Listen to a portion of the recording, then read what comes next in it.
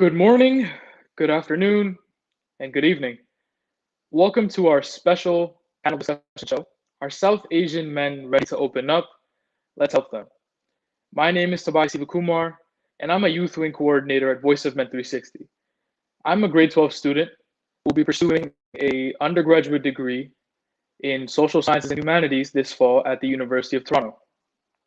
I've been advocating for mental health since the start of my high school career, joining clubs and initiatives which outline the importance of mental health. Let me share a brief intro about Voice of Men 360, International Men's Day, and today's panel discussion. Voice of Men 360 is a nonprofit organization founded in 2020 and is based in Toronto, Canada. The Voice of Men 360 organization was born out of seeing a tremendous need to step up and provide services to help, support, and overcome life challenges of both boys and men. Now on to International Men's Day. International Men's Day has been held for over 21 years, and so far 90 countries around the world have joined together and are doing various activities regularly. International Men's Day, or IMD, follows 6 pillars, which are the overall well-being of boys and men. We follow in the same footsteps. Our goal is to make a positive impact on someone's life through this program. As we all know, South Asian men face many problems, yet not everyone is willing to share or talk about it. Since June is Men's Health Month, Voice of Men 360 decided to host a panel discussion on whether or not South Asian men are ready to open up. Now, before we begin our panel discussion and introduce our guests, I would like to read a disclaimer to you from our organization. Please be advised that the content brought forward for any event facilitated by Voice of Men 360 is always brought forward in good faith, however, may bring forth dialogue and opinions that are not representative of this organization. The facts and information are believed to be accurate at the time that they are offered. All facilitators, guest speakers, panel members, and audience participants are responsible for using their own good judgment in taking any actions that may relate to the discussions. The content brought forward may include discussion for some where there may be emotionally at risk. It is important to know that this organization is engaging in discussion forums only to offer and inspire awareness, and connection is not providing therapeutic advice. If you need crisis intervention or therapy, you need to engage in the services of a mental health professional. If you have any questions about this disclaimer or the panel discussion, you may freely contact Voice of Men 360. Through the website, contact information is also posted. With this now said, going forward, you should choose to voluntarily participate in this event in any capacity, and we welcome you. Should you decide that this event is not for you at this time, we respect the choice and we welcome you to join us again later. Now that that's over with, I'd like to move the camera on to our guests and have them take a few moments to introduce themselves as well as what they will be doing and how they're involved in today's discussion.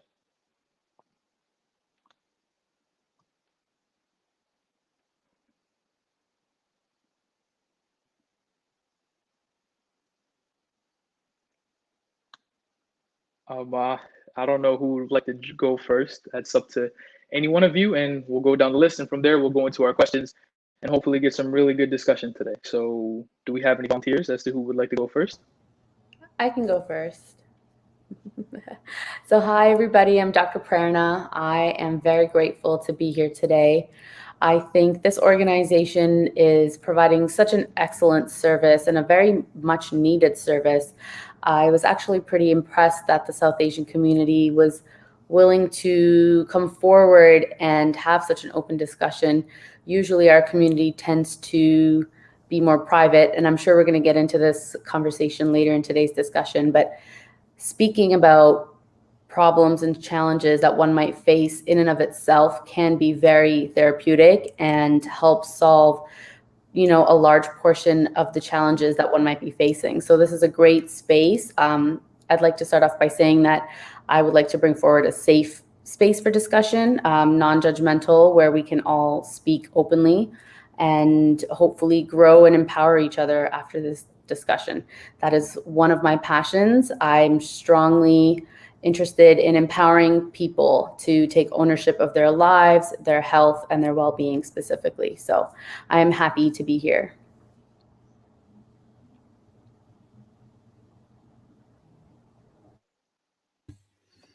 I can go next if you want. So my name is Amit. Perfect. My name is Amit, and I specialize in business consulting and training. And I'm based in Toronto, Canada. And I have been working with a lot of entrepreneurs and small business owners to help their businesses grow and scale to a totally new level. I am especially interested in this particular topic because of my background. I come from India, and I've come across this so many times in my life in treating a lot of people, in interacting with a lot of people, where I see that barrier and they're holding themselves back. So when this topic came through this amazing organization, I said, definitely I want to be a part of it and contribute towards overcoming this hurdle that some people may be facing. So thank you so much for inviting me. I'm truly looking forward to this conversation with these amazing people.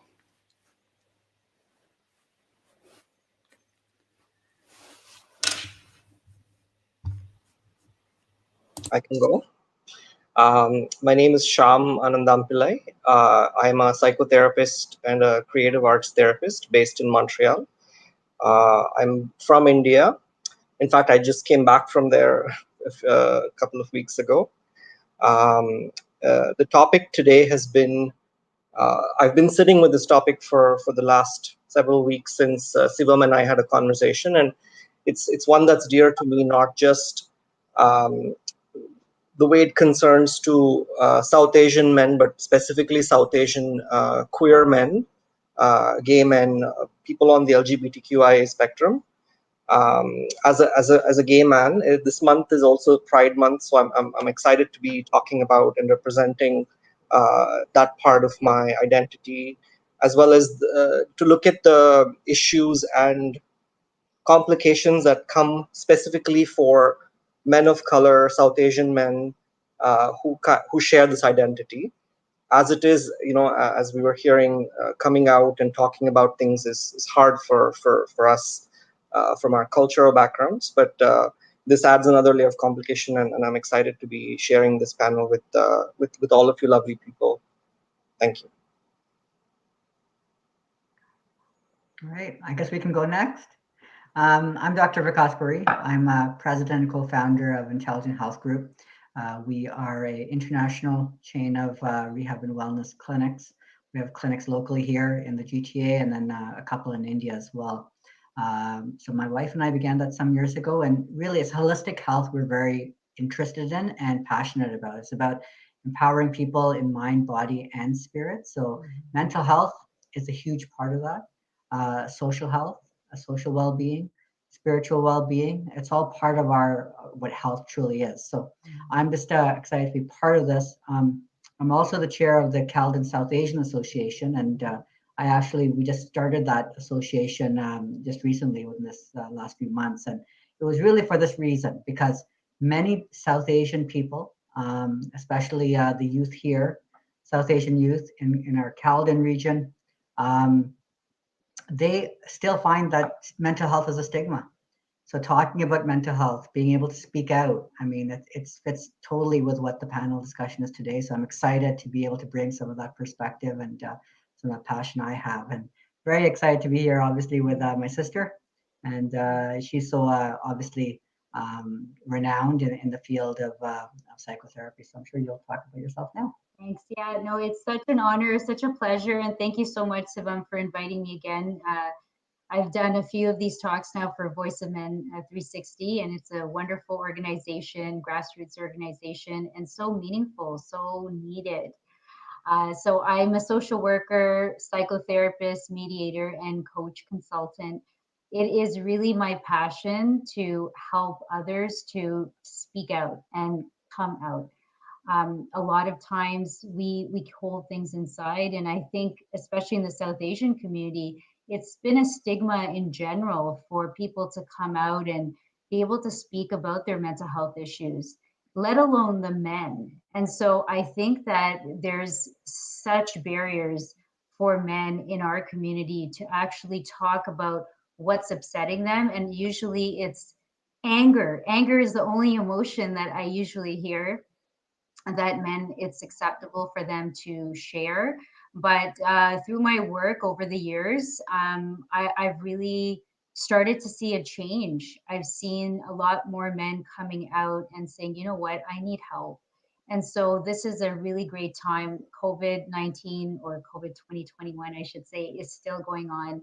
And I think there is more awareness in our society now about mental health.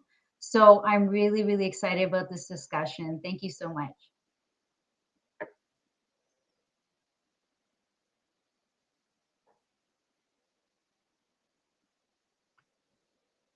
Very much for inviting me for these discussions. Actually, my son is in the hospital, so I'm a little bit nervous, but whatever the show must go on. Actually, I'm MaZhar. I'm a dual citizen from Germany and Bangladesh. And professionally, I'm electrical engineering. I study in Germany in Master's Electrical Engineer and also Master's in Engineering in Scientific Instrumentation. Actually, I am also chairman of a group of Bangladesh German Health for Man, which is a joint organization, registered organization in both in Germany and also in Europe, Germany. So I am working for the man because nowadays, especially what I observe in both countries in South Asia, especially in South Asia, the law that is governed is against and is full of discrimination against man. So I am looking forward to talk about some important issues like domestic violence and also other issues that I will talk later. So I like to thank the president of the Voice of Man 360 degree, Mr. Shivam, who organized and give everyone us to talk about this platform. I think thank you very much, and we can start now. Okay, perfect. Well, thank you all for introducing yourself, and I'm very excited to see what kind of discussion we come up with to sort of make sure we don't have those little awkward pauses anymore. I hope it's okay with you if, while answering these questions, so we can get all of your opinions on the questions, if we go in the same order that we introduced ourselves, we don't have those pauses, we can just keep rolling with the flow. Alrighty, so our first question today is, as a South Asian, what do you see in our community when it comes to men's issues?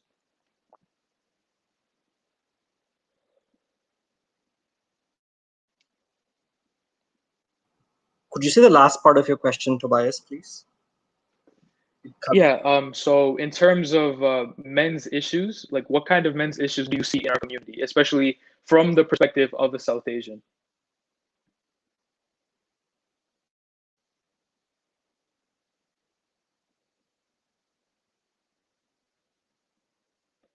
I think it was Dr. Prerana first, if I'm not mistaken. I'm sorry if I'm calling you on the spot, but do you think you could volunteer? Yep, there's first? a little bit of a lag. So you're, and Gotcha. sorry, I didn't fully hear exactly what you were saying. So as a South Asian, Yep. what do you see in our community when it comes to men's issues? Right. So I'd like to start off, I think, by being mindful. I've really become more inclined to be mindful of the words that we choose when we're speaking. And usually, when we say issues or problems, there's negative connotations, which I have found personally and professionally can be a barrier in and of itself and prevent someone in taking the steps necessary to grow from that. So I would like to rephrase it and say, what are some difficulties or challenges that South Asian men are actively trying to overcome? And I think two of the biggest things that I have noticed is communication or lack thereof, difficulties in expressing how they feel, expressing the range of emotions that they're experiencing. Oftentimes, people, when they don't know how to identify their emotions, usually if we're speaking regarding mental health, if they are feeling depressed or anxious, that emotion isn't expressed because it's not allowed to be expressed. So it often comes off as anger. And I think Vinita was speaking towards that. Anger is one of probably the only acceptable emotions. So I think communication, expressing feelings and emotions, and within communication is listening. I think South Asian men might struggle sometimes to actively listen to each other, to the women and the children in their communities. So communication, definitely. And another thing that I think sort of feeds into the communication difficulties could be the patriarchal mentality that the South Asian community has been promoting for a long number of years. So patriarchal society, meaning, you know, ideologies that are predominantly male oriented. So this sort of, and this happens across all cultures, not just the South Asians, but I've noticed a trend that South Asian community strongly values this patriarchal mindset. And I think sometimes that can be harmful not only to the women and the other members of the society, but to men themselves. You know, they might feel this pressure to constantly take charge and be the man of the community or man of the house. And if they struggle with that or they're experiencing any setbacks, you know, they might not be able to express that effectively to whoever they're with because they would think less of themselves. So I think those are two big challenges that the South Asian community is probably actively facing and trying to overcome. Thank you. I really liked how you talked about the idea of rephrasing, because again, with the word issue, a lot of time is going to be a negative connotation because we see issue and we see it as a problem, not as an obstacle to overcome. So rephrasing that and switching the word issue with challenges, I think is really important to have a lot more people open up, especially in terms of, you know, the challenges that men face. So I really like that part. Thank you. Yes, it's hard, but we have to constantly remind ourselves to catch it. So who's next? Anyone else? I can go next. Okay, so for me, I hold the whole aspect of the challenges that South Asian men face is because of the expectation that has been set up for them. We as a culture, we as a group, over the past so many decades, there has been a specific expectations that South Asian men are supposed to be at a certain level in terms of performance. And it could be bringing in income into the house or being the person who actually generates whatever is required for the expenses of the house. And if at any point of time, it may be because of their job loss, maybe the businesses are not doing that great, maybe they get fired from the job, whatever their problems they run into. And if for some reason they're not able to produce, they're not able to bring in that income, that definitely is one of the major component or contributor to why the mental stress for people will set in, because there is this expectation, and if their expectation is not met, then this whole stress comes in. And because they cannot openly express at that point of time, sometimes they may not even understand why they're getting so stressed, it may project itself, it may come out as some totally different emotion by getting mad at some other people or getting mad on the person that is totally not in the game with you. So it starts from, it's not something that that has started, you know, some months ago. It has been in decades, it has been in generations long. And I do believe that things are changing right now, given the understanding that people have about, you know, men and women working together, and this whole concept of income generation being divided. But we still have a long ways to go, depending on what community, depending on what country you come from. There is a lot of variation, but I definitely see changes coming. Thank you. Thank you. I really like how you talked about those expectations, because a lot of the times with these expectations that are put on men, for example, like you said, to be the primary breadwinner of the household, that can be in itself a societal pressure to make sure that, you know, we as men are bringing in, you know, the income to the house to make sure that the house is running. And when sometimes things, you know, get rocky in terms of financial stability, that can obviously, like you said, create this pressure, and figuring out how to negate that. And as you said again, there are changes happening, and it's not just always the man in the household who is bringing in income, and that change is hopefully continues in a way where it no longer becomes an expectation.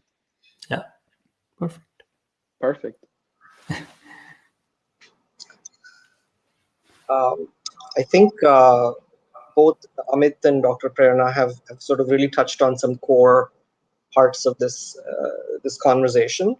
I agree 100%. And I just want to also take a moment to say that, I'm 40 years old right now, and I'm seeing a forum like Voice of Men 360 at this point in my life. What I'm trying to say is that, someone who's 18, someone who's 17, 15, 16, like for them, this would be such an awesome place to sort of voice, the things that they're not able to talk to in their family or with their friends or, peer groups. So first of all, I just want to say the fact that this exists and it exists now is a boon, is a wonderful thing for everybody. So in terms of overcoming challenges, this is definitely, a stepping stone. As far as other challenges that people sit with or South Asian men struggle with, that stops them from opening up, I think the fact that we're a collectivist culture, South Asians, and the beauty is in the fact that we're a collectivist. We still live as a herd, even whether it's diaspora or whether it's in our home countries or whichever place we pick, we live in a collective. And so that brings with it its own beauty, but also this sense of comparison and sense of needing to follow a certain path. I find that South Asian men sometimes can struggle with not being able to choose the path they want to choose, and there's somehow a set idea for them to be on a certain path. So before becoming a psychotherapist, a couple and family therapist, I was an engineer. I kind of followed this pathway to doing it because everybody else in my family did, or everybody expected me to do this. And at some point, I realized that this was not working for me. This was something that I was struggling with, and I was stuck in this role for a very long time. So the idea of being free to sort of move away from the herd when you need to, and then rejoin them, in your own way, I find that there's beauty in it, and I feel like people should be able to be given that choice. And secondly, I want to say that the idea of failing or failure when it comes to career choices, academic steps, relationships, what businesses, whatever it is, we're given so little margin to fail, and the failure seems such a heavy burden to carry after the fact. So I would love for there to be a world where we give our men, our people, umpteen chances to fail and succeed, and keep growing from it. So I wish that this would be something we would overcome in the future. Thank you. I really like how you brought up this very thin margin of failure for people in the South Asian community, because it just makes me a bit reminiscent of my time, my last 2 years of high school, especially the last year, which involved a lot of choices in picking universities and schools to go to, and this constant pressure of whether or not I'm going to get accepted, and how am I going to feel if I don't get accepted? How are my parents going to feel when I don't get accepted, or if I don't get accepted? And that pressure in itself can build up enormously. And I really enjoy being a part of organizations such as Voice of Men 360, because, like you said, for people who are younger, and we'll come back to this idea of younger people, for those people who are younger, organizations like this are sort of a third party that take away this idea of being judged. And like Dr. Prerana said, an open space. And creating these open spaces and places where people can openly talk and release that pressure is very important. And I again, I'm very honored to be a host and to talk to all of you. And I really like how you brought up that idea of thin margin of failure, because often it is overlooked.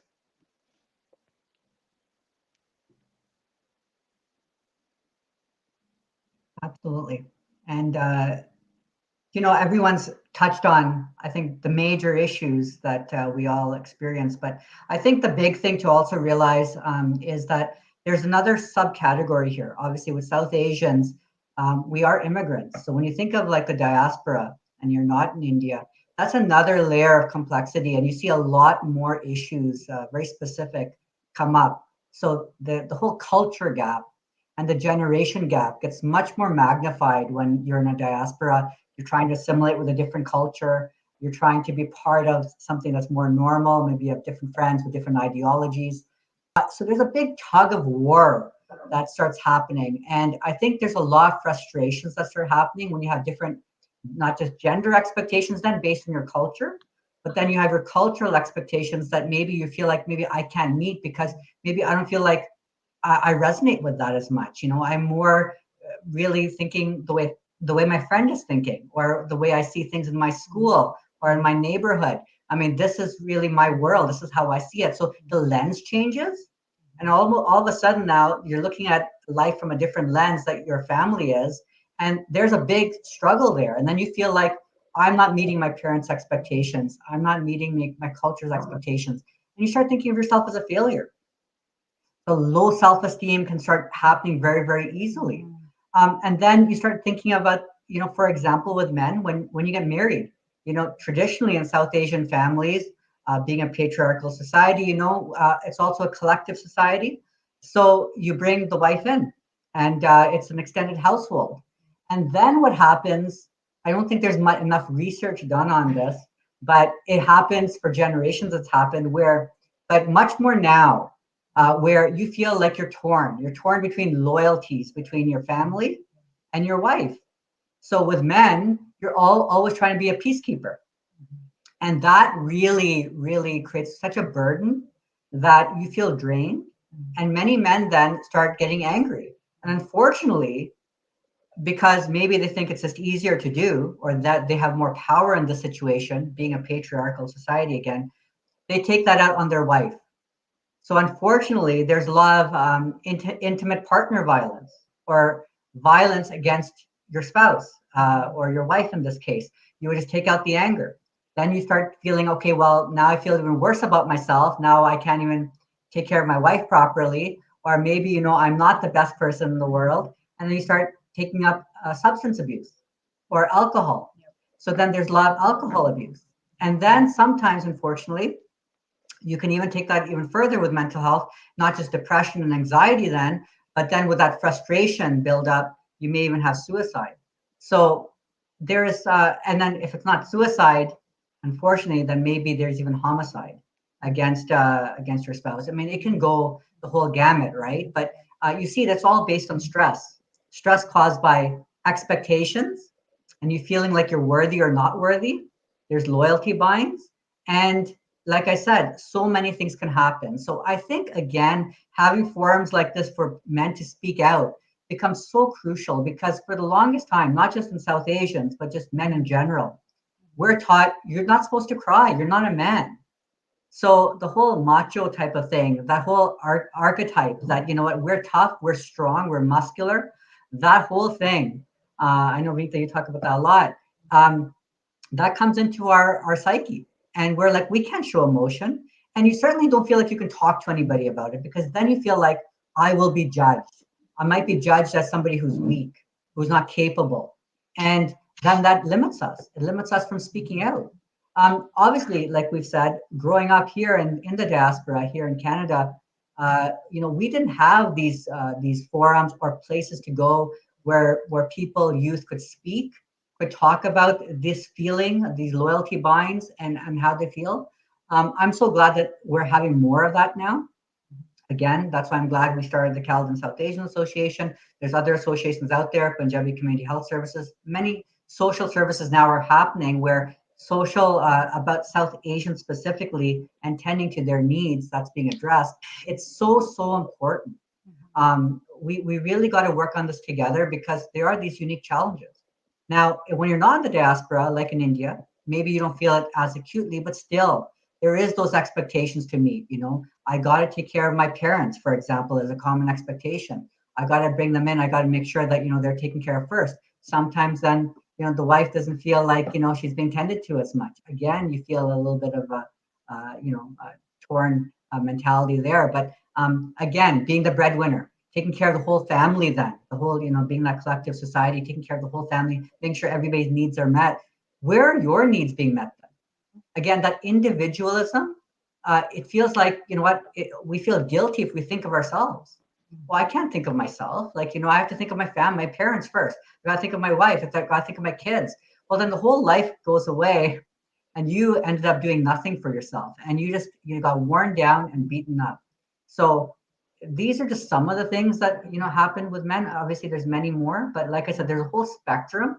And it's so easy. We could have a forum on each and every subtopic and be here forever almost. But, I'm glad that we're starting somewhere.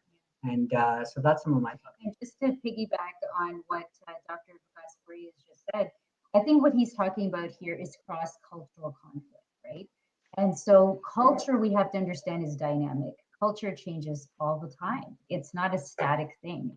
And yes, our parents came from India, so they were immigrants, and so they brought with them their belief system and their values and all of that. And then, growing up here in an individualistic society, not a collectivist society, of course, that tension happens within, you see how other kids and how their parents talk to them and how your parents talk to you.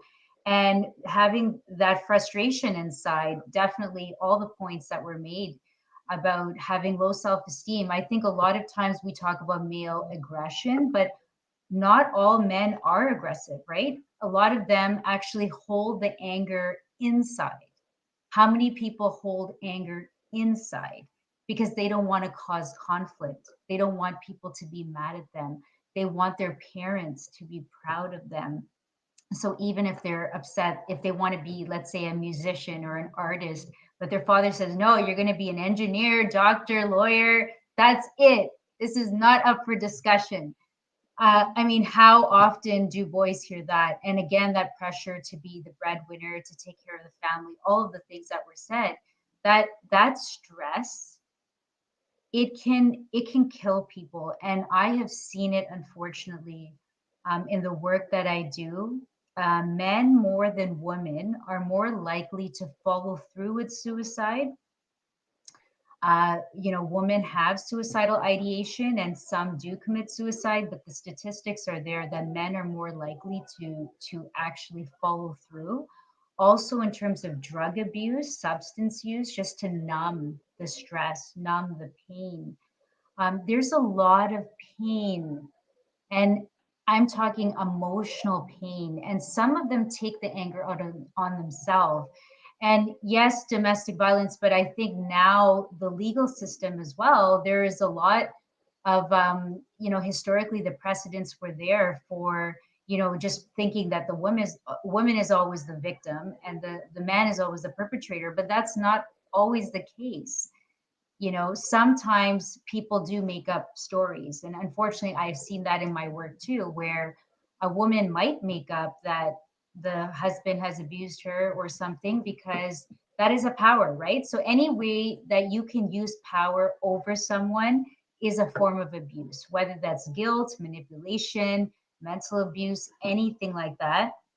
And then there's also elder abuse, and not just elders being abused, but sometimes the elderly parents can put a lot of guilt and pressure, and they can also say, if you don't do what we want, then we're going to make things difficult for your wife or for your kids. And that can happen as well, because it's sort of a collective family. And this is really interesting. It's a family abuse. Family abuse happens. It's not just one-on-one, and relationships are not necessarily just men and women. Right from when people are born, we get socialized to think of gender in terms of that this is boys like this, girls like this, you should want this kind of job, you should aspire to do this and that with your life, right? And that is all being deconstructed right now. So what's exciting for me is that we're living in the middle of social change right now. I mean, we're having this conversation. we are, by liberating ourselves, we're actually liberating others, because other people can see themselves in us, and we are role models for them to say, you know what, we understand, we acknowledge, we validate your feelings. You have a right. You have a right to feel sad. You have a right to feel hurt. You know, it's totally fine, and you have a right to kind of guide what you want to do. If you want to be, I don't know, an astronaut, or you want to be a musician, that's fine. But allow children from when they're born to figure out who they are. Allow them to make mistakes. That's how you learn, because otherwise it builds into resentment. If somebody's always controlling your life and telling you what to do and how to live, then you really don't develop that self-esteem and that ability to think for yourself.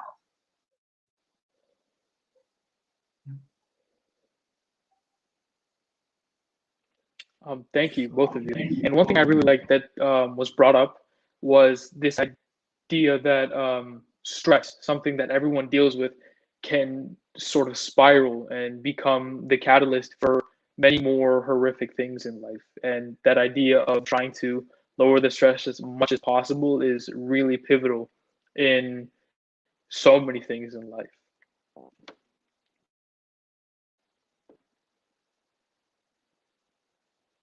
I think most of the issues already told by the other speakers, but I can just only one. I add the other issues.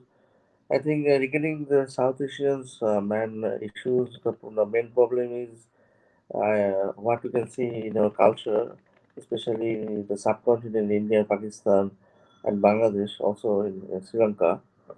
The two things I think before marriage and after marriage. Before marriage, a man has a huge pressure from the family to build up the career, and somehow you have to take the responsibility.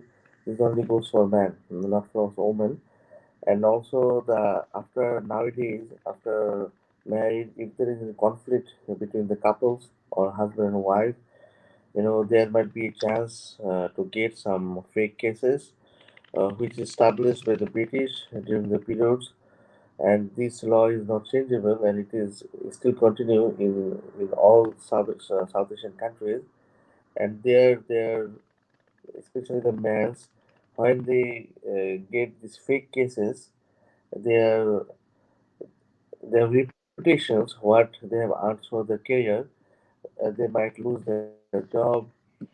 They might be humiliated into the society, to their friends, to their relatives, that okay, he's a bad guy and he has done something bad to her wife or maybe other things. So I think this is the main issues. I think we need to talk. We need to talk everyone. I think this is not only issue in South Asia, and I think it's also issue in globally. So I think with this program, I think many people are watching. If the audience can also share their views regarding these issues, especially the domestic violence after the marriage. So I think this issues is very important. I think in day by day it will be more. I think so. So I think if everyone can give priority that after marriage, if the domestic violence occurs, and then the man who who is treated to be a good student or a good character, with only one fake cases, his whole reputation is becoming to zero. I think most of my friends and also personally, I also suffer of these issues. So this is also another reason that why I became a male activist. So I think so. This also an important part of the man issues. I think. Yeah. Thank you. I really like how you brought up this idea of reputation, because as we all know from various South Asian communities around the world, reputation is very important in society and in terms of societal status. And without a good reputation, you won't be able to do a lot of things in life. So I really like how you brought that up. Moving on to our second question. Do you think that culture or religion play a major role in South Asian men's lives, and how does that impact them?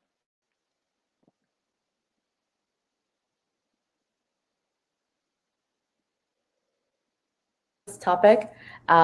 Definitely, I think culture and religion play a monumental role in South Asian men's lives. And actually, I just wanted to make a comment. I think the biggest thing I learned through studying medicine and interacting with a diverse range of people was that people, we are more similar than we are different. And I think that gets lost, and we are so fixated on our own individual culture. We're focused on our own individual societies, and we make the assumption that maybe ours is better or that we have nothing to gain or learn from another culture. And we often miss that we're all humans at the end of the day and experience emotions universally. It's the same. That's been my experience professionally. When it comes to the South Asian community, specifically within Canada, predominantly we are mostly immigrants. So somebody had spoken to this earlier and saying that adds another layer of difficulties or challenges. And I see that difficulty in the realm of culture and religion, because culture and religion significantly influences one's identity. And having been an immigrant myself and many South Asians, we are trying to define who we are and identify ourselves. We are adopting some of the cultures and the values that we see from our home country, being raised by our South Asian parents, but we are also trying to step into and be comfortable with this Western Canadian culture that we're raised around as well. So having this dual identity and allowing yourself to accept that dual identity can be challenging. Oftentimes, cultures, the traditions that are held on to so tightly by our parents might not be fitting for us. And somebody also spoke to this, weaving away from the path to forge your own. This can become difficult. And where you might see this typically, for example, arranged marriages. I'm sure this is a huge topic for many South Asian men. They might not want to go down the typical route of, the arranged marriage. I know the women also face the same challenge. And being able to just express yourself and your needs might be interpreted as a complete rejection of the culture in and of itself. And that can be very traumatizing to our parents for sure. They might be contemplating their whole decision in immigrating in the first place. But I think, again, that's where communication plays a role. I think the arranged marriage piece and the culture piece, I'm sure a lot of South Asian men have experienced pressures to be religious, pressures to go to the temple or follow certain rules. And when they choose to not do so, instead of being able to express why they don't want to do that or why they want to choose certain aspects of the culture and religion that they like to uphold, there's just lack of a conversation, and it's viewed as a diss, like, oh, you rejected our culture and there can be no further conversation, you're so ungrateful. And that adds on stress, that adds on pressure, and again, it gets into the spiral.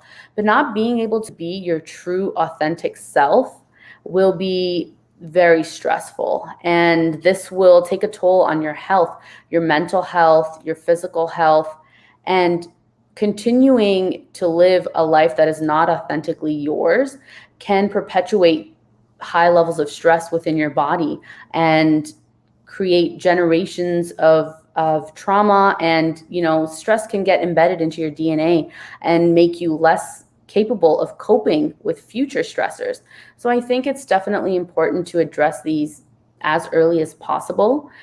Our South Asian culture is so beautiful, it's so extravagant, there's lots of pieces that are valuable in keeping, but I think we should also allow each individual to assess and evaluate and challenge which cultures and religious pieces they'd like to uphold for themselves and which they would like to respectfully forego for the sake of their own well-being, not malintended to, just sort of reject the culture and community altogether.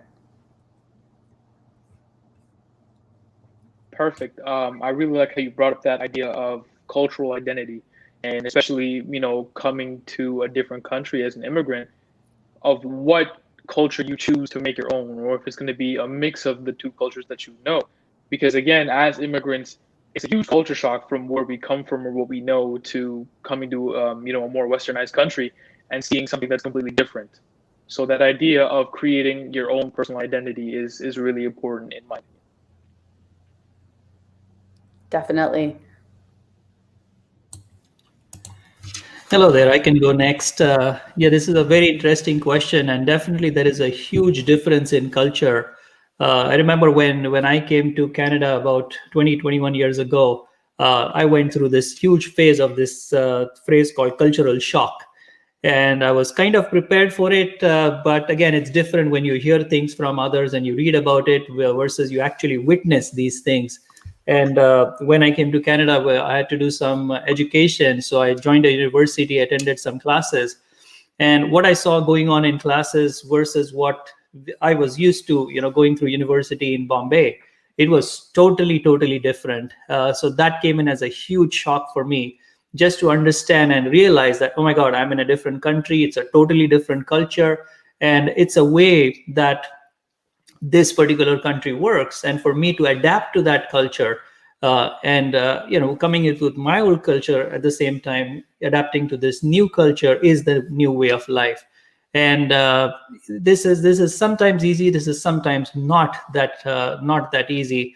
The only reason is because of the expectations that people have towards you, but also the expectations that we have towards them. And the whole aspect of religion also can be addressed the same way. That if you just follow the religion because you have to, then it will not work, because then you are kind of saying, I'm a total effect. I am just going to do because it is said in my religion. I have to do this because it has always been done by my parents, my grandparents, been going on since generations. And if you just take that viewpoint and just follow with not understanding things and not making yourself the cause, then of course you're going to suffer because you're not taking charge. But if you say, you know what, that's my religion and I'm going to follow it because I want to follow it and I love it, then it's going to be a totally new viewpoint. And the stress that you might feel with following the religion will not be there at all, because you're doing it because you understand it, and you're doing it because you want to do it. The problem is that force that comes in, where you have to and where you should and you must. All these terms that come into play with culture and religion actually make it more difficult. So if one really assumes the viewpoint that, you know what, I'm going to do it because I want to do it, or I'm not going to do it, and I'm going to communicate, I'm going to talk to my family, I'm going to talk to my wife, I'm going to talk to my kids that this is the decision I've taken, and just to ease off why that decision has been made, so that they can take their own decision and reduce the stress even in their lives. Thank you. I really like how you brought up that idea of wanting to versus needing to, because again, that in itself is just the bigger difference in between being forced to, whereas ultimately choosing to follow something, or as an example, such as religion. So I really like how you brought up that idea. I can go. I really resonate with what Amit just said about having that choice or being able to choose one versus the other, and I hope that parents and families can foster this at a young age, that it doesn't come out of like a teenage rebellion or kind of like a rupturous kind of an event, as opposed to something that's a little bit more organically woven into their upbringing. I hope that can that can be fostered through these conversations. The thing I find is that for South Asians, the religion and culture are so intertwined. And I find also that, again, people living in other countries outside of the South Asian countries, or whether they live in South Asia now in urban settings, I find that people conforming to religion or conforming to cultural norms tend to see that as a little bit of a black and white situation. Like, everything good about me has to fit into this mold, and everything that I do outside of it whether it's like Vinita said about smoking or drinking or drugs or whatever it is that they do in order to relieve or have deal with their stress, becomes this outside, and you kind of start splitting yourself into this person that is in the culture, in front of people of their community, doing the things that they have to do, and then there's this black that they kind of hide, and this sort of becomes a splitting of the person. And at some point the tension between the two parts can be very much heavy on the person, because you can't show these parts of you because it doesn't feel like there's room in your culture or religion to talk about these things, and then you do these kind of in a secret, and that becomes brings shame, guilt, and then it starts a cycle of further sort of going into that. The two parts start getting further and further apart. So I find that sometimes adhering to like Amit said too, this sort of very forced, very dogmatic way of adhering to a certain culture or religion can be quite harmful, especially for men within our communities. And I find that sometimes the sexuality piece gets also thrown into this black, and then you kind of present this face to the community, and then this other face becomes sort of part of your own shame cycle. So I hope that by talking, by being able to choose, what parts, like Dr. Prerana said, what parts of my culture work for me, what parts of them nourish me, what part of my culture help me become a better person, to be able to have that freedom to choose that, whether it's yoga, whether it's chanting, whether it's going to certain places and, or communing with your people in an open, authentic way. If these are things that bring the best out of you, that we should have a choice to do that, and then sort of also question things that don't support our authentic self, authentic growth, before it's too late with the splitting. So I think that fostering of conversation at homes need to happen. Homes and religious institutions need to happen also, by us talking about it. Thank you. I really like how you brought up that idea of conformity and sort of fitting into this black and white mold, because as we know, conformity is not always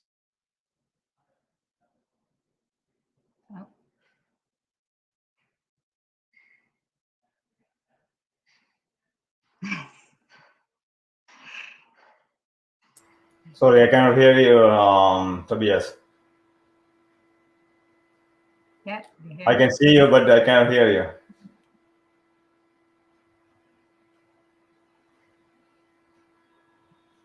Can you speak?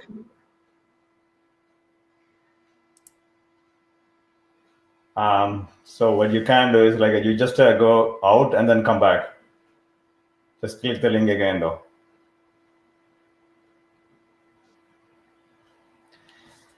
I think whoever wants to go next, you can share your thoughts. So I just wanted to go after Amit because I was actually going to talk about the same impact of having sort of a binary identity, right? So it really comes down to how you identify yourself with. I mean, me and Vikas, I think we're so blessed. We're so lucky that we grew up in a very spiritual household. And I think it's really important to differentiate between spirituality and religion. Because, yes, if it's dogmatic and it's about following orders and not questioning things and not developing your own appreciation for the faith and what it means, then for sure, that is resistance and children might rebel against that. But in terms of spirituality, it can be very healing, very therapeutic. It can definitely reduce stress. I mean, that is our foundation to be a spiritual person, to do soul searching, to be mindful, to figure out who we are. And so I think that is really important. Otherwise, yes, you do get that shadow effect. I think that's what Amit was referring to, which is sort of this other person that doesn't fit into the mold. And then some people actually like they have two personalities almost. I remember going to school with a bunch of friends who would come to school dressed a certain way, and then they would go into the washroom and change and be wearing the mini skirts and all of that, and just completely looking different. So they had these two totally different identities, different personalities. But then who were they really? And you know, at that time you just try to cope and deal with kind of navigating one house to the school arena. But then as you get older, you know, it becomes problematic because you really don't have a good sense of self identity and self esteem, and you don't really know who you are, what you like, why you like what you like. And it's all very confusing, obviously leading to self esteem problems and other issues.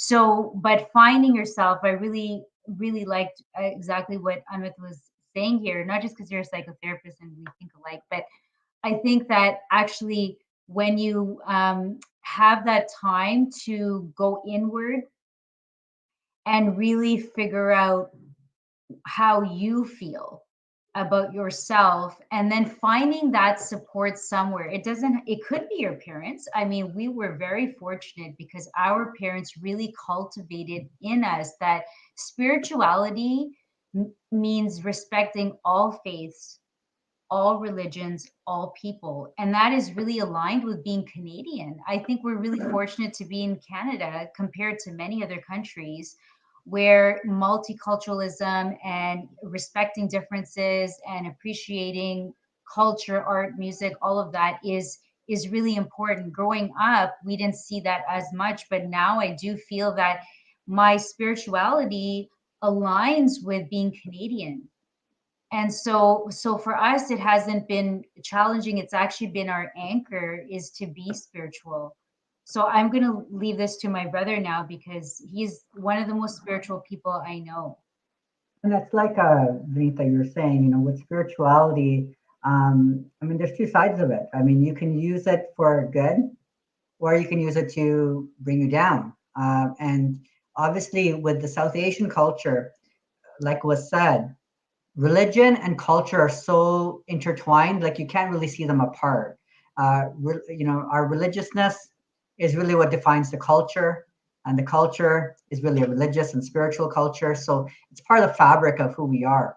And so when we talk about some of the challenges, if we were to talk about the challenges, obviously, like coming into a diaspora situation where you've immigrated and you want to hold on to those values and the way that we see the world, as I mentioned, there is a lot of pressure. There's a lot of pressure to make sure not only that, you know, we understand who we are now in this new environment, but that we uphold a lot of those values and teachings from the past, and that we inculcate that into our next generations here. And I know there's a lot of stress that, you know, if I move here out of India, that we'll lose the culture, we'll lose the religion. And, you know, you try even harder than as parents to put that into your children. But unfortunately, like I said, that can work in two ways. So that can put maybe too much pressure on the next generation here. So those kids, unfortunately, are in that in-between world where now they are very Canadian, they were born here, and others that, you know, their parents were not. So now there's that, again, feeling like, oh, I have to conform. I have to make sure that I do as my parents have told me. I conform. I be the good, you know, Indian or Sri Lankan or whoever you are, or whoever you align with religion-wise, and that I'll be judged that way. Because again, with that pressure, then you as a youth here will not feel like I can go and talk to my parents that, you know what, I don't actually agree with this that my religion preaches, or the way that my culture says, you know, I need to do this, or the way that you guys judge, you know, such and such a thing, whether it be, you know, arranged marriage, intergenerational expectations, and so forth. So again, with that strain and stress, you don't feel like you can go and sit with your parents. Like Vinita said, you know, we were lucky, but, you know, not all families are like that. Obviously, if you do have that that paradigm though of spirituality, and luckily in our South Asian culture, we do have a lot of spirituality that runs. We can use that, as Vinita said, as an anchor that, you know, we can bring in stress management techniques, whether it be meditation, yoga, things to help our well-being overall. We're already familiar with those concepts. They're not foreign. We don't have to go looking for them. We can actually adopt them very easily. So for us, especially South Asian men, we can really use that, and I know I have, to really help alleviate tension and to use it for good. But certainly from the social perspective, in terms of expectations to meet, that can be really, really arduous. It can be very, very difficult. And the part of religion and culture in South Asia is definitely that it's really community based. We go to the gurdwara, to the mandirs, and the mosques, and it's really community based, communal. So you never want to be the black sheep that goes astray, because then again you'll feel like I shamed my, not just my parents or my family, but my whole culture, my whole society. In fact, the amount and enormity of which you put pressure on yourself then to conform becomes that much more heightened, because everyone's looking at you. And as they say, back home in India especially, is that everyone's going to say something. If you do something different or not just exactly going with the grain, people are going to say something. And again, there's just too much stress and too much expectations that can happen. And sometimes you just can't cope.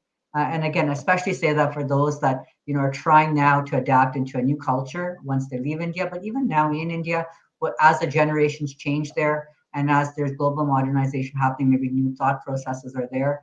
It's hard still to break away without feeling a little bit of guilt or shame. So that's the good and bad that can come with religion and spirituality, like everything. But I think we have a choice as South Asian and South Asian men specifically, that we can look at our religion and say, we're going to use it as guideposts for our morality, our everyday practices, and try to make our lives better with it, but not feel like it's a burden to us. And it takes some self-reflection, but I think that's something we all have to do for sure. Sorry about the technical difficulty earlier, but I really like that idea of some children who act one way at home and then come to school or social setting and act a different way. Because again, as it was brought up before, it brings up this idea of living two lives, and eventually those two lives will collide. And how will that said child, deal with it, and how will that play out? So it's important that we talk about these things, right?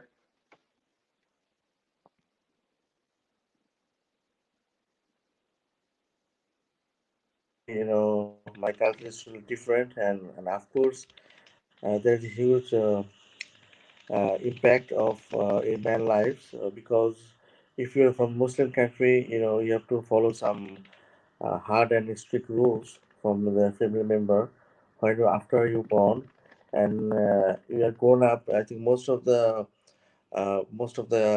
men who grown up into the Muslim community, they from the childhood, there is huge pressure that you have to follow these type of rules and regulations in Islamic way and something.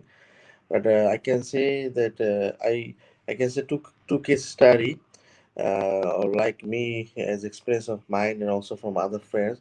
We are in a South Asian country like Bangladesh or Pakistan, now, most of the issues that we have to follow the Islamic rules strictly. But when you go for an abroad, like in Europe or in North American countries, that's your choice. Either you follow your Islamic rules or not, because there is no one to actually forcing you to maintain the rules and regulations. So I think what I say, I think the culture and the culture of religion is act like a catalyst, and it is like a bridge between two this. So it only depends on the person to person and also the personality. I saw many people who strictly follow these Islamic rules and also the religion and the culture, and they're successful. Also, I see many guys who actually don't follow the things, and in their life they're not successful. So it completely depends on the person how they treat themselves, how they grown up themselves. But I think what should come first is the morality and humility, that what he is doing is the life is a man is under control. What he can control his life, or he can just the upset, and he is not fulfilling of his career, and he just wastes his life by taking uh, drugs or other things, or just wasting money from their parents. So I saw most of the people from the Middle East were from a rich family, and they spend million of dollars during my study time. I saw they are buying new cars, and they spend just plenty of money just using their parents. So the culture and religion, of course, there is something that if people can follow, they can succeed. Or also, if people don't follow, there is the choice that whether they succeed or not. But it depends, obviously, the impact of parent life. There is huge pressure. Sometimes there's huge pressure from childhood that kids under some pressure that okay, you follow this, you follow this, and you follow this. And then after a period of years, or sometimes there's huge mental pressure life is mind, and it might be in cycling to trauma, or sometimes it lead to suicide. That if he fails somehow, if he fail in the school, or he can get a chance in engineering or doctor, or there's a huge pressure of these things that why we can go succeed. So MaZhar, and I think obviously, MaZhar. yeah. Okay, he has to join. Okay, go ahead, Tobias. Okay. But yeah, I really like how he brought up that idea of individuality and how it depends on the person, and how everything is not always as similar as we are in terms of being humans. At the same time, we are all different people in one way or another. So it's important to take into that account of individuality. So moving on to our next question, do you think that the youth are more willing than older generations to come forward and have an open conversation about their personal problems?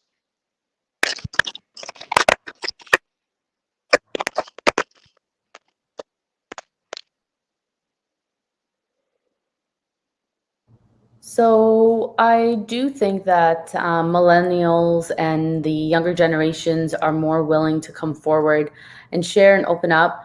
I think, however, that this is a privilege that they have and that they're able to do. And I think the younger generation owes it to, to their older generations, to their parents, and the older generations for having gone through the struggle, or a good chunk of the struggle for us. And what struggle I'm referring to is that basic survival. As we had spoken to, majority of the South Asians in Canada are immigrants. So I think when you're focused on establishing your life, putting food on the table, raising your children, you might not always have the privilege of tending to your own emotional needs. I know that is the exact thing we're trying to shift, and trying to create space to do both at the same time. However, I think the youth nowadays, because of the struggle that our parents took on, we have the privilege now to question things, to do things differently, to let curiosity guide us, and know that there is a safety net for us to fall back on, because we aren't focused on the survival struggle of trying to make it. Our parents made it. They came out here, they immigrated, they're successful, and we're here at a point where we can pick and choose. Do I want to study medicine? Do I not want to study medicine? My sexuality or my preferences for marriage. They might not have had those same privileges, and they might have gone along with an arranged marriage that they didn't want to, and then on top of that immigrated to a country that they didn't want to, or with wife and kids. So I think we have that privilege, which is why we are more willing to open up and have this conversation. And I think this is great. And I think while the younger generations have these conversations amongst themselves, I think it's also important to go back and have these conversations with the older generations as well, and show gratitude and express, thank you for having brought us to a place where we are able to do different, and capitalize on the fact that we can do different. Someone spoke to this earlier, that culture is dynamic, ever changing. And Charles Darwin once said that it's those that are most adaptable to change that will survive. It's not the strongest or the most fittest. So having these conversations allows one to learn from one another, and this will help you grow, help one adapt. And I think that is what will continue to push us forward and succeed as a community and as individuals. So I think conversations are more likely to happen with the younger generations, and I think more and more conversations need to happen and cross generations as well. I really like how you brought up that idea of younger generations not having to, go through the same sort of struggles because our parents already went through it for us, and us having, or younger generations having, this broader perspective. Because with that broader perspective, it gives us a whole new path to look through and a whole new path to take. So I really like how you brought that up. Yeah, I agree. Definitely, younger generation is much more open than their previous generation. I think it goes to show that one of the important thing is the awareness that has already been created. There are so many forums right now that are opening up, and these forums, like if you just see 5-10 years ago, these forums were not that dominant. But now, with increasing need for such forums, the increased awareness, we see a great trend. I would say in the last 10 to 15 years, this trend has been continuing, and now it's at its best. And I'm sure that this will continue. So they are having much more awareness. And the second thing is the resources that are available. There are so many resources that are available that younger generation is more aware of. And it a lot of goes to the communication channels that are now open, like say Instagram and Facebook, and all these are such big, huge channels of resources, and that opens up group networks, that opens up joining different groups in the community, joining in whichever subject you're interested in. Like you can just become a member of that group and start getting the information that you wouldn't be able to get. I mean, it's so hard to believe that these platforms, like for example YouTube, it emerged in the 2006 is when YouTube started. I mean, I don't know how we survived before 2006, but if you look at the trend, these are new things. Like even Facebook did not exist before 2004. So we're talking about 15 to 16 years, right? So younger generation definitely has all this right at their fingertips. They can just push a button and all these resources are now available. That makes them in a better position to express what they really want to express after getting the information that they need. So there is this whole awareness piece that is much more pronounced now than it was ever before. Thank you. I really like how you brought the idea of social media and how much social media and social platforms can help the younger generation. Because like you said, for example, with YouTube, YouTube has helped me with so many different things I've dealt with in terms of school. And for example, math is not something I'm really good at. And YouTube has taught me so much in terms of various formulas and easy way to remember them. So with the emergence of social platforms, that ability to find other people who are like you and who can help you has become a lot more available to the younger generation. Yeah. I agree with both Dr. Prerana and Amit in terms of, one, the fact that our previous generations, whether here or in our home countries or countries of origin, have struggled and sort of came through in a survival mode. I think we have to acknowledge the fact that our, the last few generations sort of lived in that kind of post-British era, Depression era, living through unemployment, emergency, all of these things coming into the 80s and 90s, and now, whether they moved at some point in those years or later on, our seniors have been carrying a lot of trauma. Whether they've been able to, voice it or not. They've struggled with all of these hidden traumas. So when they came here or they stayed there, I think this is opened up in their families, and things have sort of unfolded in a way that may not have been great for the family dynamic per se. But what I want to say is that with COVID-19, a lot of horrible things have happened, but one of the things that can be looked at in a more positive light is the fact that we've all been constrained to be at home in multi-generational homes, living with grandparents, parents, children. So the idea of technology sharing, the idea of helping each other find resources has become a lot more fluid in our homes. Like I just came back from home where my mother has been, using video chat to talk to her friends. She's been accessing recipes on YouTube. She's been looking at, religious gatherings through Zoom, et cetera, et cetera. So I think this situation, this particular moment in history has forced us all to come together in a strange way, family units per se. And I think coming together in this way has had some positives in terms of sort of knowledge sharing, like sharing stories, for example. You sit in a home for 8 hours a day looking at each other. You exchange stories. You talk about their stories, their stories of immigration, their stories of hardships. And this could also be a moment to continue doing that. Like I would love to hear those struggles, the struggles that my parents and grandparents couldn't voice because they were in survival mode. And now we're kind of thawing a little bit. So it might be a good moment for these generations to come together and exchange stories and support each other in ways that wouldn't happen in the past. Technology would be a catalyst there. Thank you.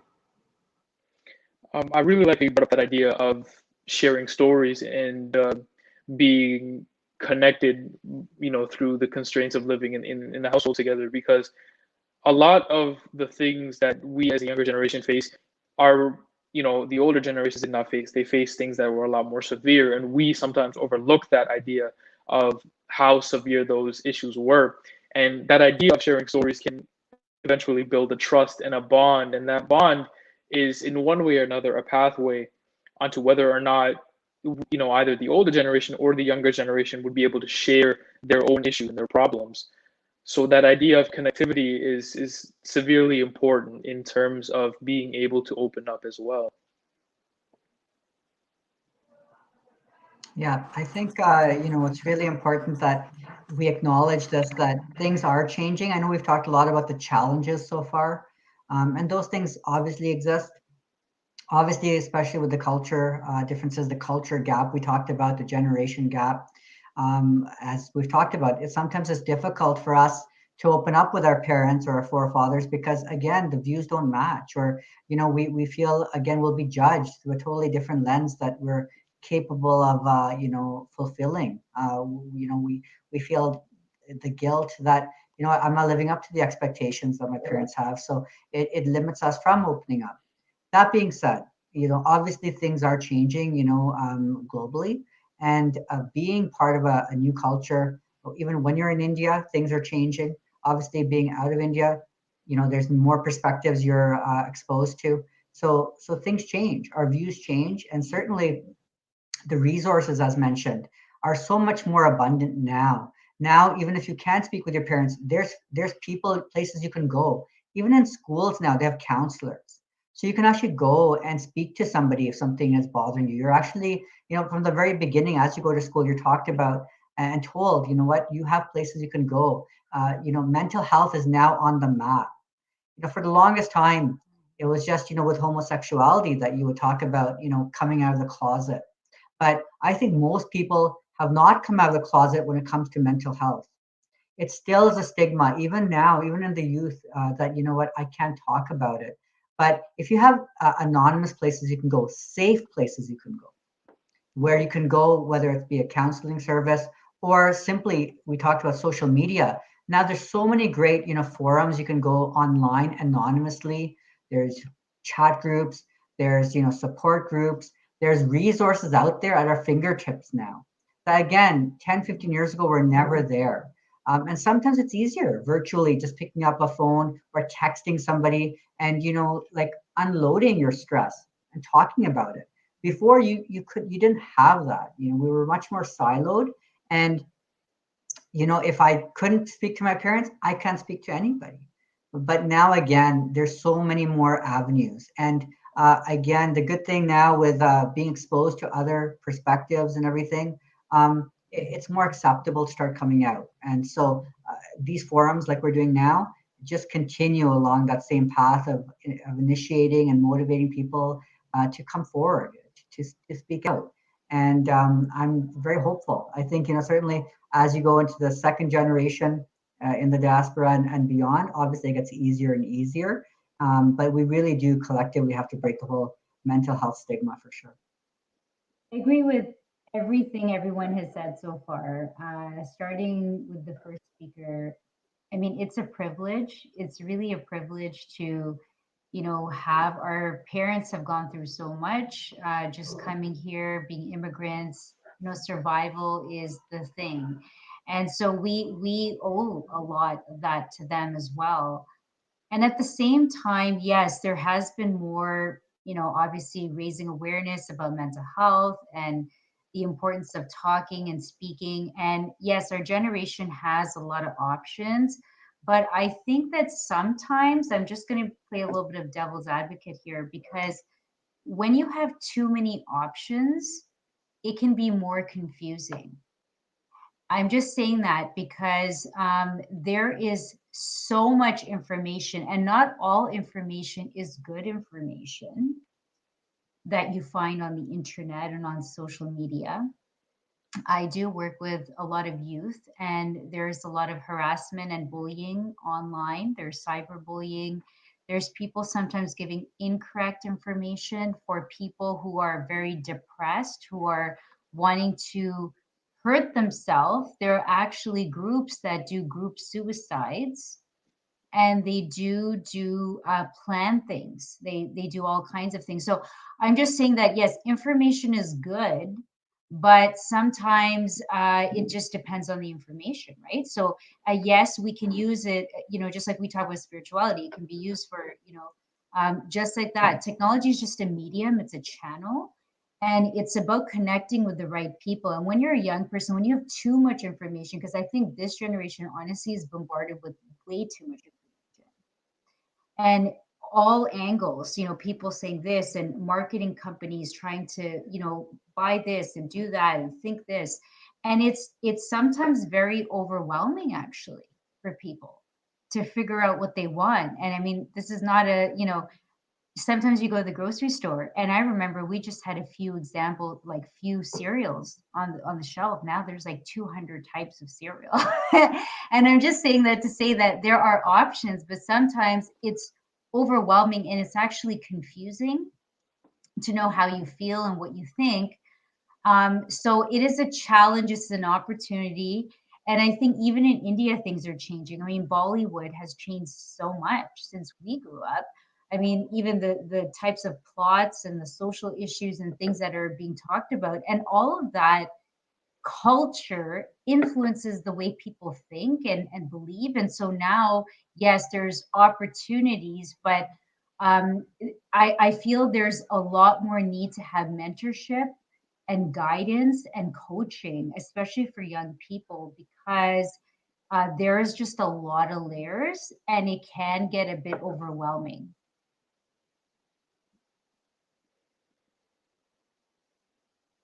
I really like how you brought up that idea of coaching and guidance because, like you said, as as much as it is good that there are a lot of options available to people on the internet nowadays, there is a lot of misinformation. That misinformation can be harmful. So that idea of having someone you can trust who can help you go through these various outlets and various anonymous groups to discuss and rant in a way about your problems is really important.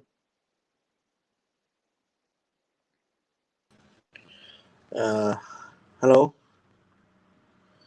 I think there is some networking issues is going on. I don't know why because I have a full Wi-Fi. Regarding the third questions, I think I really appreciate that. Yes, the young generation, especially the South Asian countries, are moving forward and they are really open-minded, both in culturally and also mentally. and there is some obstacle. There is some obstacle. Nowadays, many people, especially the young guys, they have a common gender problem. Some say that they're willing to be gay, and it's their choice, and they are trying to make a change in the society. But it's still there is a taboo, and especially the most of the Muslim country, they are not taking these issues on an open-minded issues. So I think still there is some obstacle, but many people, they are trying to make a change. And I saw some guys, who have a different faith, and sometimes they change their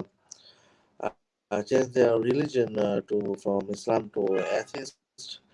Um, some parents, those are educated, they're also taking it normally. Okay, is their own choice, but it depends from family to family. From upper society to lower society, and I saw that only to change their religion.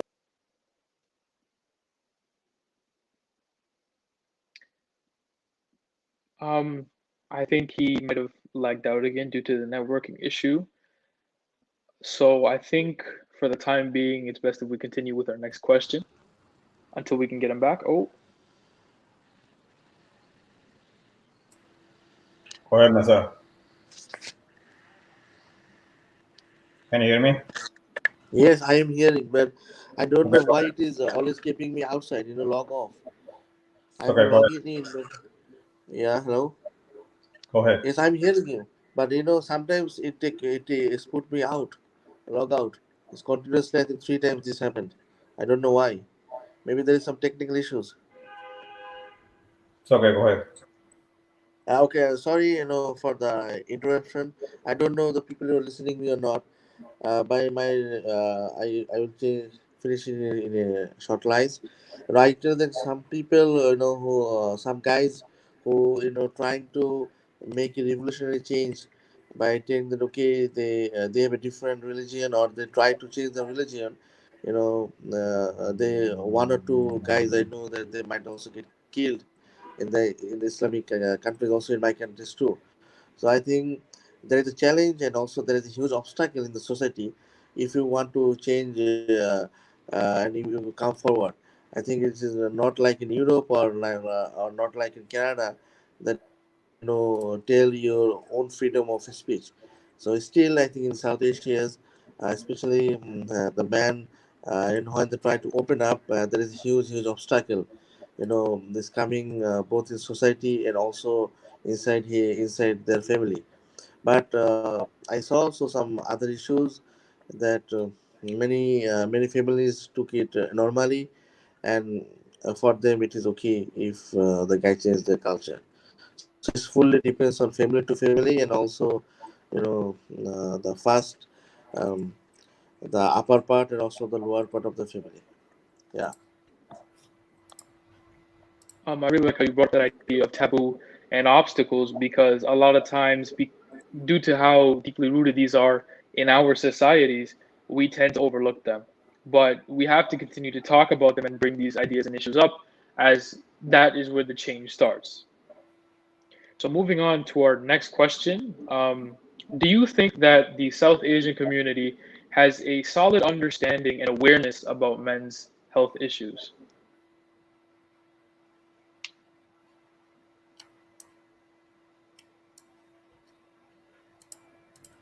I did actually want to clarify. So, are you asking if South Asian men have an understanding and awareness of their own issues, or other South Asian men around the world, or just men in general?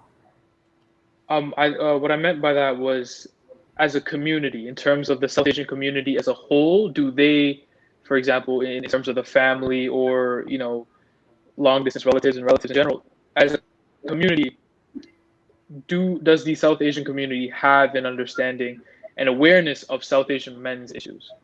Yeah. I think it's slowly building. I think there is a level of awareness there and recognition. But again, I think a lot of these conversations are so hush hush and very taboo to speak about it openly. So if no one is speaking about it openly, then nobody else will know about it. However, I do see a trend where people are more willing to open up recently. And with that, will you be able to create understanding? The more an individual, a South Asian man communicates with another, maybe a family friend or a relative back home, then they can sort of see some commonalities in the challenges that they might face. They might also see some commonalities in the joys that they face as well. And being able to bond over that and develop that connectedness will be vital in keeping that community together and helping one another grow and foster that understanding. So I do think there is an awareness that is building, and technology, FaceTime and being trapped at home during COVID definitely might have forced that. So yeah, I think there is an awareness, and it's only going to continue to grow if we continue to have open conversation, and try to maintain that safe space for discussion as well.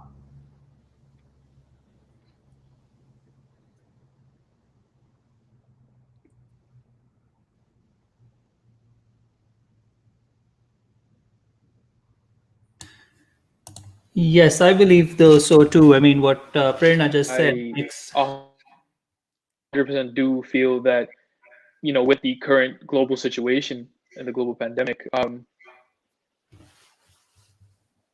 Oh, sorry, there's a bit of a lag here. Continue.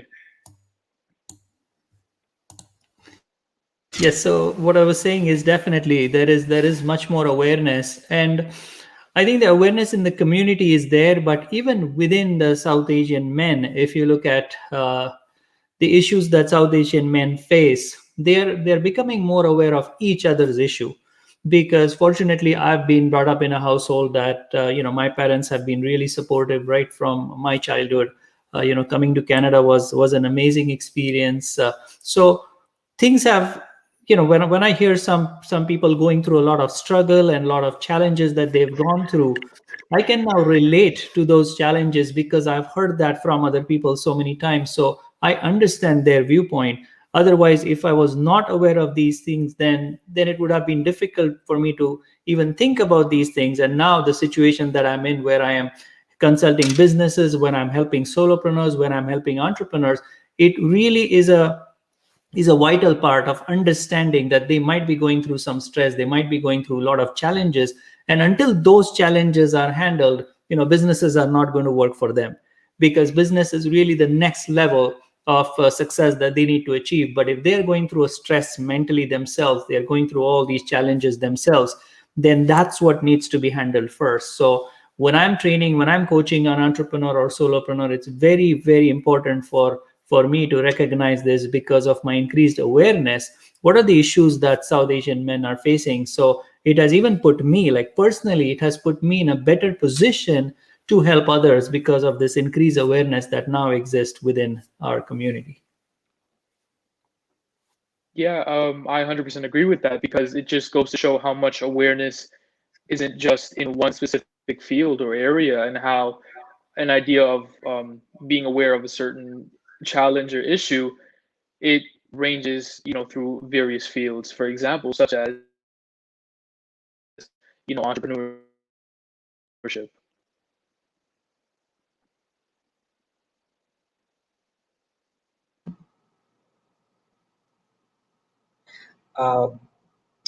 Thank you. I just wanted to add to what was being said about the idea of slowly starting to open.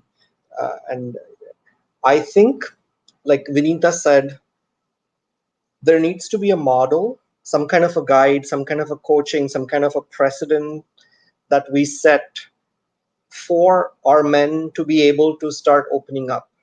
Because historically, I felt like a lot of men interacting with each other tend to do so in a kind of a superficial manner, kind of how's work, how is school, how are children, how's the wife, how's politics, and you kind of stay in this level, right? You kind of, when people interact each other in community settings, etc., it stays very superficial, and people seldom talk about, okay, I'm not able to sleep, work is bad, et cetera, et cetera.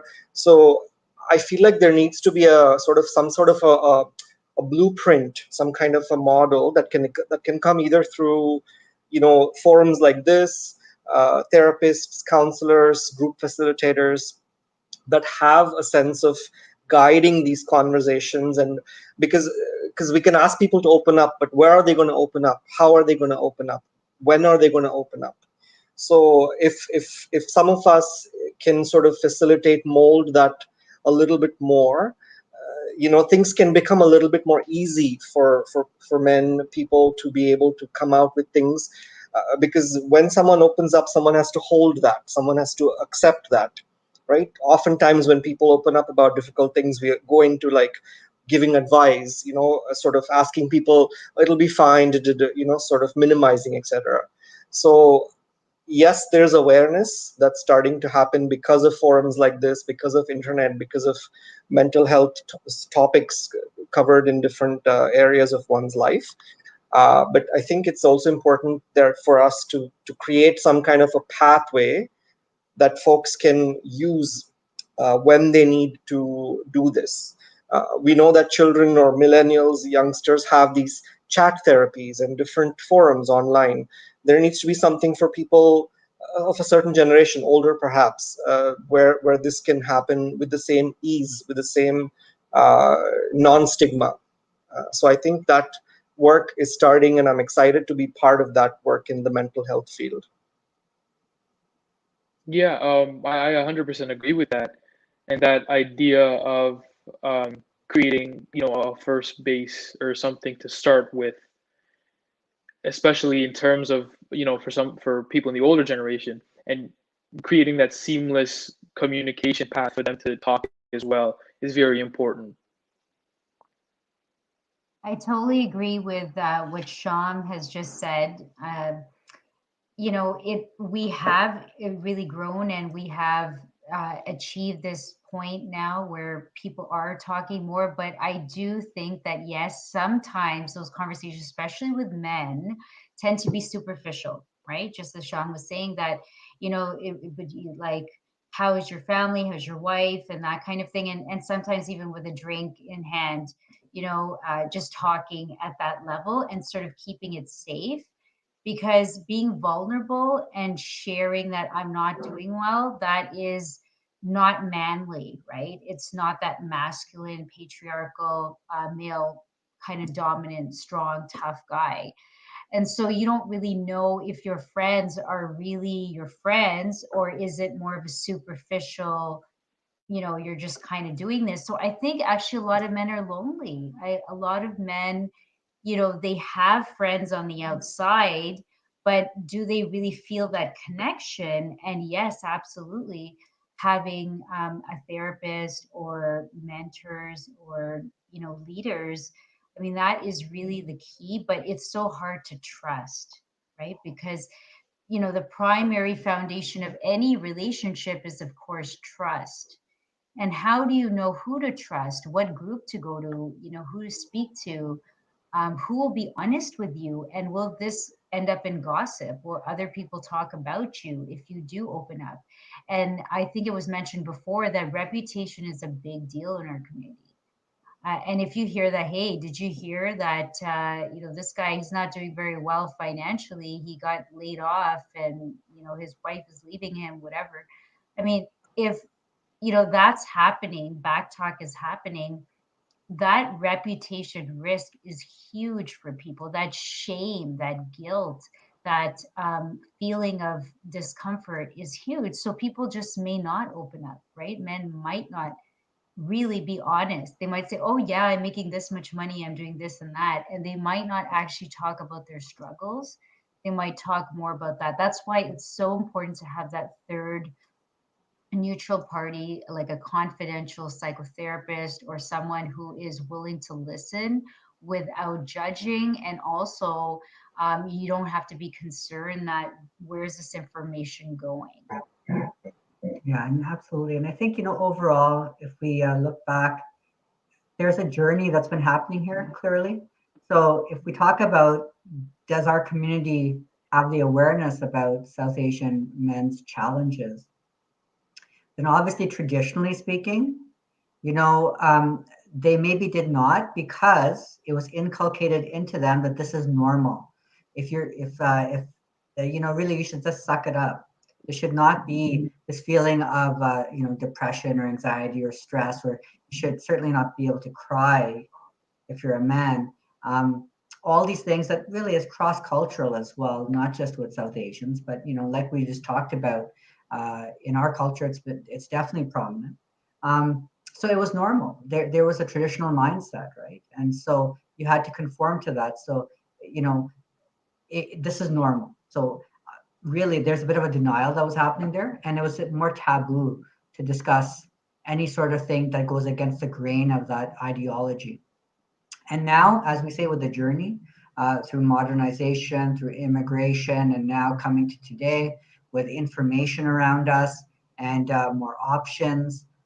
And now, as you go into second generation, third generations now outside of India, and even with India changing, you know, locally through again global modernization through information and so forth.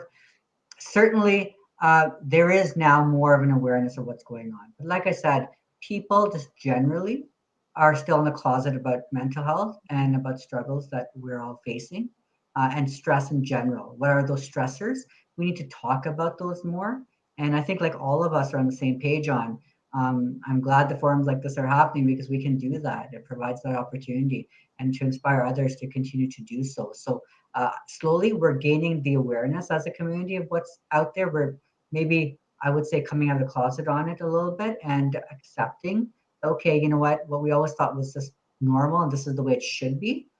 That no, you know what, there is a psyche there that's uh, that's just as fragile possibly as a woman. And it's not really a gender issue. It's that we're humans and we have emotions and we need to talk about it.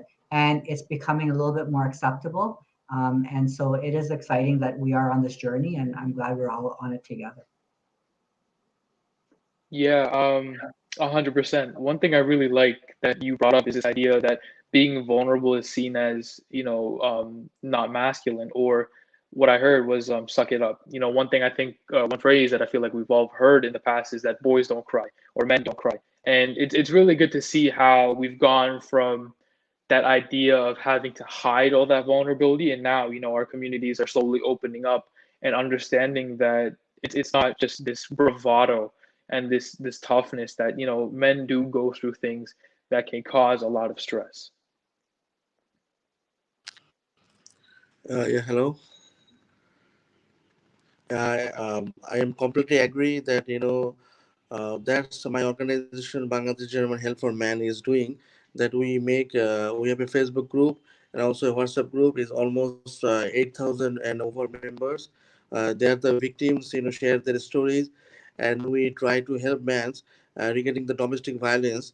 And now, for the last 2 years, the men are very awareness.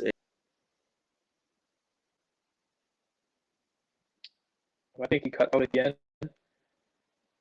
Um, I'm not sure if he's going to come back.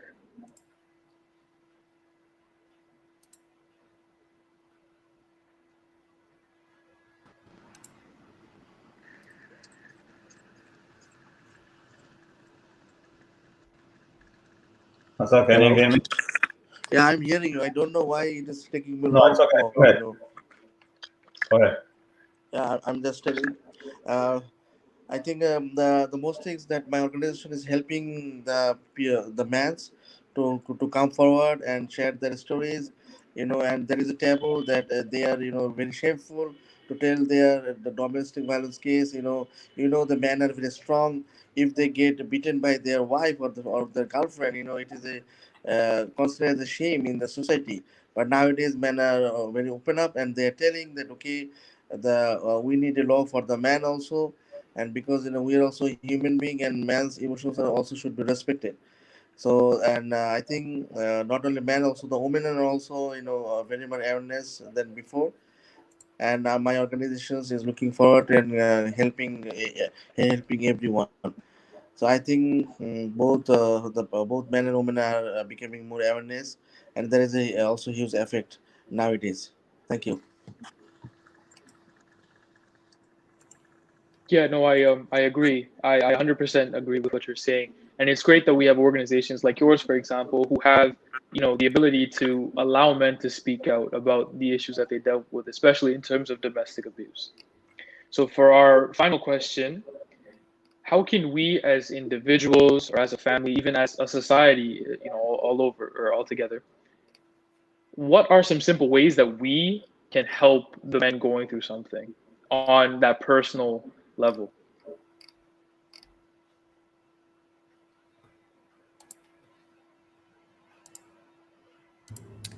So, yeah, I think there's lots of ways in which we can help, and we've already spoken to the fact that the times are changing, and 2021, there's lots of resources out there. I think though we should look inwards and see how we can help ourselves in this situation, sort of to be cheesy and quote, be the change you want to see in the world. I think if we focus more on our actions and our thoughts, then the change starts there, starts within, and then it will have that ripple effect. So, one of the ways that I would encourage South Asian men to help themselves is be accepting of themselves and their challenges and their everything that they're facing. Self-acceptance is, I think, the first step in being able to make significant change. You need to be aware that there's something going on. You need to accept that there's something going on. Then only can you begin to address and grow from that situation. There is a form of therapy, and I'm sure some of our therapists in this group can speak to that, but cognitive behavioral therapy, I find to be very, very effective for anyone that's facing mental stressors. Cognitive behavioral therapy is just a focus on negative thought patterns and how it can influence negative behaviors. And the focus is really to shift those negative mindsets in order to foster more healthy and positive behavior changes. And one of the ways in which an individual can do this for themselves without judgment and without the fear of being shamed or anything like that, by opening up to themselves via journaling, writing down your thoughts. We always have our phone. We open up the notes section and write out your thoughts and your feelings for yourself. Open up to yourself. I think half the time we suppress or even repress our emotions, and that is not a healthy coping strategy. Those are poor defense mechanisms that people use in order to avoid some of those difficulties that they're facing. So before we take that step, which is very courageous in opening up to someone else, I think it's actually more courageous to open up to yourself, even being aware and accepting all of yourself, even if that means it's not always a positive thing. So just write down your thoughts. What are you feeling? Why are you feeling the way you feel? Having that outlet and something tangible to look at. Not only does it expend energy physically writing or typing away, I would recommend physically writing, but that will allow you to organize your thoughts and release it mentally and put it onto paper, and that energy expenditure in and of itself can be therapeutic. And then, you'll be able to more process what you're feeling and what you're thinking and take it from there, and you might not have to ever share with anybody. Maybe that in itself could be helpful, but focus on yourself and doing what you can to help yourself, and that inherently will have a ripple effect and help everybody else in the community as well. Yeah, no, I agree with what you're saying. It's why I feel like that first step in, finding that ability to heal is self-awareness first. Accepting that the problems that you face are not something that you made up and they're real is that first step in, finally finding the ability to heal.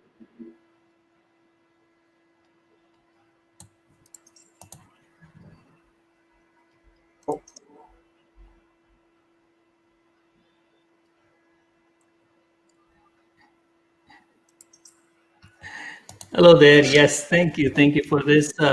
Again, the question is really, really powerful, the ways that we can help. And I see myself, playing an important part as individuals on this particular call and other resources that are available. One of the things that I highly, highly recommend is getting back into the phase where you were productive, getting back into the phase that actually you started off the decline. And maybe you cannot go back to that level of productivity, you cannot go back to that level of efficiency because of what's happening around. But can you take some steps, like some minor steps, and don't invalidate yourself because you say, oh my god, I'm not able to produce that income, I'm not able to do as much as I used to. Because the more you keep on saying these things, the more invalidation you do towards yourself, the more deterioration is going to happen. Instead of that, if you start off with this particular concept of, you know what, I cannot do that specific income, I cannot achieve that result right now, and I'm okay with it, but what can I do today? Instead of doing 20 steps, can I just do one small step? And the important thing is, once you do that particular step, acknowledge it, validate it, that in spite of going through these challenges, in spite of having so much mental stress, you actually performed that one small step. So do not invalidate it. Actually, I would say validate it, because you came out of this stress, you came out of that phase that you were in, and took one tiny steps towards the progress. And in terms of helping, of course, I do business consulting, and I've always find that the mental stress that people go through is a huge barrier for any business for that they do to be a success. And that's why the address has to be the whole solutions has to be started from that point onwards. That can we release that mental stress that we have, can we release that particular situation that they are in, and then we can go into this area of, okay, what can we do next in terms of expanding their business, how can now they can start to improve their relationship with others. But that's why the basic point is, if they start with their own mindset, getting better in terms of how they see themselves, then it will be a huge step towards getting them into the right direction and achieving what they eventually definitely want to achieve. Thank you. Yeah, I really like how you brought up that idea of short-term goals and not just shooting for a long-term one, because creating those goals that are more attainable will probably give you more motivation to achieve those goals and then set new ones once you reach the ones you've already set. And eventually, as you continue to build, then you will be able to get to that long-term goal and it won't seem as menacing as it did before. Uh, Thank you. And thank you, Amit and Prerana, for those important tips and ways to help ourselves. I'm also, let's say, a believer in cognitive behavioral therapy, ACT, mindfulness. All of these tools that we can use to help ourselves get away from these negative thought patterns, getting stuck, feeling sort of the catastrophic effects of just the thinking, right? The thought can be so powerful and destructive. And to get away from that, we have so many tools, and I definitely also prescribe those in my work, individually as well as in groups, etc. As well, we have tools right now. If you don't want to go to a therapist, you have an app. You have so many apps on you can download apps on your phone that will help you do all of these things these days. Really, the idea of getting unstuck has become easier with technology, for sure. We can access workbooks, we can access apps, we can access YouTube videos, podcasts, etc., etc. These are all tools that can help us feel less alone in our thoughts, in our getting stuck in our head. I also feel that for certain specific groups, like for example, let's say gay men who are in the closet, who haven't come out, or people in the LGBTQI community who are oppressed in different ways. The idea of community, the idea of coming together in a group setting, the idea of being seen by one another, being validated, helps feel less alone, less sort of problem saturated, and less sort of helpless, hopeless, etc., which we tend to feel when we're in those depressive moments, depressive episodes. So, if you can go to a group therapy setting, if you can go to a process group, if you can go to a place where you can speak your mind, like a support group even, right? Like look for those agencies in your city, whether it's virtual or in person, to go and it's a few steps beyond what Prerana was saying in terms of self-acceptance, coming out to yourself, speaking to yourself first. This might be the next couple of steps, or you might need this as your first step if you need that external boost, external validation. So there's options in both ways, to go to a group therapy setting, to or a support group, to be able to start these conversations. Or of course, there's therapists to be able to have these conversations first. But I feel that each person has to choose what works best for them. I have clients who love workbooks. They love doing these journaling and doing the kind of self-help that's available, and they thrive on it. They really grow with it. And there are some people who need a little bit more of a sort of a support, holding, validation, guiding, to sort of break that stuckness, to feel less helpless in the beginning, and then they can sort of go on their own and do these things. So really the idea is to start somewhere, and like Amit said, taking those tiny little steps, and they don't have to really amount to anything big in the first day. You might just say, okay, all I did was acknowledge that I had a difficult day. Saying that much can be a huge relief. I'm okay for having that. So we can start at any point, but the idea is to get started, and choose the tool that works for you. Yeah, I really agree with that idea of figuring out what works for you best. Because, like you said, not everyone is the same and not all the problems we deal with are the same. So, figuring out what works for you as a person best is very important. Yeah, absolutely. And there's so much that we can all do, and we can do things individually, like Prerana was saying, and be the change you want to see in the world. And as a community, and globally, there's so much we can do.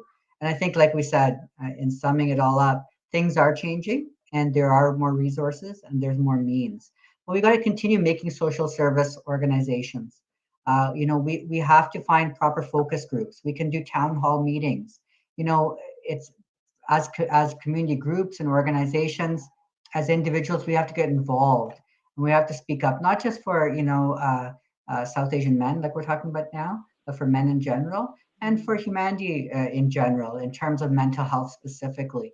We got to make a change together, and make sure that ultimately we're all happy, because that's all we're here for. Ultimately, is we're just here to be happy, and that should be the measuring stick for all of us. And that's the advice I would give everyone, and I do give people, but certainly South Asian men that have the struggles we talked about today, is just use it as a measuring stick. Are you happy? We talk about introspecting and journaling. This needs to be the regular check-in each day. Are you happy? Are you feeling fulfilled? Are you feeling challenged? Be honest with yourself. And if you're not, then be okay to speak up, make a change, go find the help.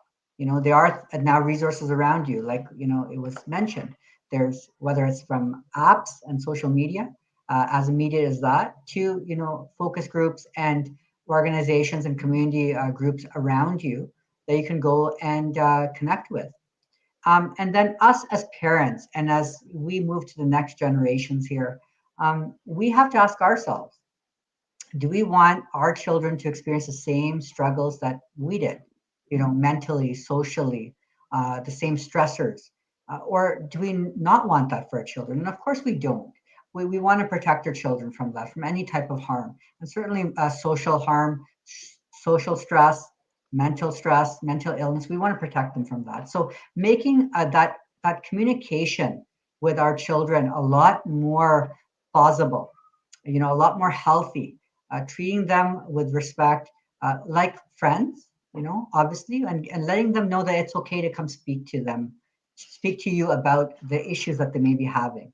That we all are here to be happy, and their individual happiness is is the most important thing. They don't need to feel like they're constrained and will be held to a certain, standard.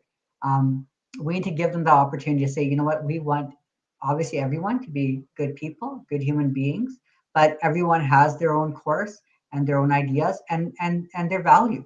And let's talk about them. And let's talk about the good things we can bring from our culture and move it forward so that it helps us grow. Life should always be about enhancing our growth constantly. Every day we should feel like we're maybe 1% better. And we should be moving towards more fulfillment, all of us. And we should all be helping each other, our brothers and sisters together, so that collectively, globally, we make that change together where we are happier and healthier collectively. And I think I'm just so glad we're all doing that together. What I'd like to add is that it starts from the individual level. It looks at our motivation, right? So we can't assume that everybody is highly motivated to change their situation. So yes, that's a good question. Am I happy? So the answer might be, I don't know, or sometimes, or no, right? So yes, it starts from that point, but not everybody is going to necessarily engage in changing the way they operate. So we have to understand that there are stages of change. There could be the first stage, which is pre-contemplation, which is somebody just trying to deny that, no, I'm fine, I'm okay. I mean, this is just how life is just stressful. And then kind of the more education, the more awareness that they receive, the more that they see that maybe this is not healthy. It makes them question. And then they start thinking of the pros and cons of how they live. And yes, it could be helpful to go to a therapist or a coach, but there's still, I think, a lot of stigma against that title. I'm seeing a therapist, or I'm seeing a mental health person. So I do agree with what Sean was suggesting about having support groups, and virtual support groups, I think, are a lot easier now, but even that takes a lot of courage, right? Not everyone is going to be able to do that. Sometimes people want to do that, but they don't know where to go about doing that. And I think it's fabulous this year, especially the government of Canada has put out a lot of free applications. There's like Bounce Back, there's Big White Wall, there's a whole bunch of COVID-19 mental health resources that people can just use with their virtual application. And it's fantastic. And they are based on cognitive behavioral therapy. So thank you for Prerana for mentioning that as well. And actually, I'm engaged in a very exciting project with Punjabi Community Health Services in Brampton. And what they're doing is they're actually adapting a CBT for South Asian. So they're adapting that model that looks at how we can change the way we think, but to a South Asian approach. And that's really exciting work that we're doing right now. So there are those changes. There are a lot of tools. There's a lot of things, but the step one is motivation. You need to first figure out, and that might happen based on just negative experience in life. You might just get to a point where you're like, I just can't function anymore. I can't deal anymore. And that's when people turn for help. So sometimes when they have to hit rock bottom, unfortunately, is when people start to finally do reach out for help. So help people, I think, know is available, but it starts from that point. And I also like what Vikas said about the fact that all oppressions are linked, right? So, I mean, I may not be gay, I might not be Black, I might not be South Asian, I might not be disabled. I mean, there's all of the oppressions, though, are linked. So, it's important for us to not just speak out about our little community. No, I mean, we have to have an intersectional lens, and we need to support our allies, and we need to be allies for others, and they need to be that for us. So if we collectively work as a broader community and just think of ourselves as we want our communities and our world to be safer, we want it to be a safe space for everyone, and have that diversity, equity, and inclusion lens in whatever we do, we are all going to be happier. We're all going to have a safer world to live in. And I think really once people feel safe and they feel they can trust their neighbors, they feel they can come out and speak, that is when mental health can really happen for people. That's when people can really heal. Yeah, I agree with what both of you said, especially that idea of asking yourself if you're happy, because happiness in itself should not be exclusive. It should be a universal thing, as well as this idea of intersectionality and making sure that we don't exclude other communities and other minorities in when talking about a specific issue that can affect them, and making sure everyone is included as a whole.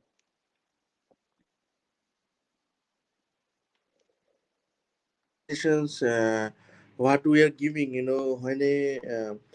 when a guy is going to prison, and we from our organizations, Bangladesh German Help for Man, we have a panel lawyer who helps these victimized people freely, completely freely, and also we have a panel doctors, who can support them psychologically, and sometimes we also help the needy and poor people by giving money so that they can start their own business again. Our donors are from all over the globe. Most of the citizens of Bangladesh, and they are expatriate from decades. They are outside their countries, and they're also sufferer and also victim. So that's why we create these organizations, and they are the regular donor of my organizations. And also, I personally also donate, a huge plenty of my assets into these organizations. So what I think, I request everyone so that they think about the man issues, and they create also more and more supportive group in every country, not only in Canada, maybe in USA and other countries. I know some internationals, men like the Voice of 360 Degree, also in USA and also in Mexico, and they also help their own country people, especially the mans, so that they got the platform to speak up, and also to help them. I think another issues, I think we most of the people forget. I think, you know when a guy, in South Asia, especially I think in India and also in Bangladesh, this is nowadays increasing rapidly. After marriage, there is sometimes also. So say you are in Canada, and you marry a girl from India. When you bring that girl to into Canada, after 6 months or after 1 year, that girl, when you get the passport or PR, then she is giving you divorce. So she just used you to come only in Canada and to build up the career. So nowadays, these issues is increasing, and there are many sufferer I know in Germany and also in European countries. So I think we should also, you know, give a psychological consultant to the young generation, that when they go for a relationship or when they go for married, they should take it seriously, and otherwise, their life will be really miserable. So this is my personal thought, what I see in Europe and also in Bangladesh.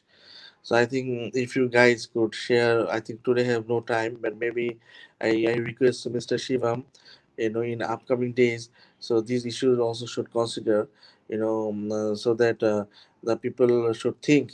And I think this organization and this platform should be helpful to create any awareness, so that the young generation will in the future don't make any mistake.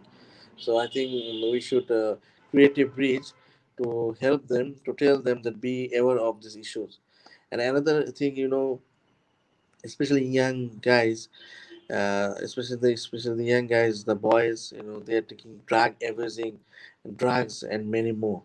And we should need to find out why they go for drugs. I think their personal relationship, also their parents' problem, also maybe they don't build up their career. So we should focus on this issue, so that we don't want that any man waste their life. So we should also bring them into the society again, so they love their life very much, and can and newly started into their life. And we should think that all man's life is very important, like everyone. I think that's it. Yeah, thank you very much. Yeah, I agree with what you said of this idea of, as much people as we have helped through these organizations and these platforms that we continue to, put that outreach out there and make sure that we're helping as many people as we can. And with that, our discussion comes to a close. As a host, there's nothing more I can ask for than this kind of in-depth, knowledgeable discussion, especially from people in various fields. And I think it was, it was very educational, and I hope that the viewers at home also felt the same as I did. And in the coming days, Voice of Men 360, like Mr. MaZhar said, will continue to, put that outreach into the world, especially in terms of the younger generation, to help them understand that mental health isn't something that should be taken lightly, and to try and break down that idea and the stigma around mental health. So with that, I leave the floor open to any of our panelists who would like to give their final thoughts before we close off the show.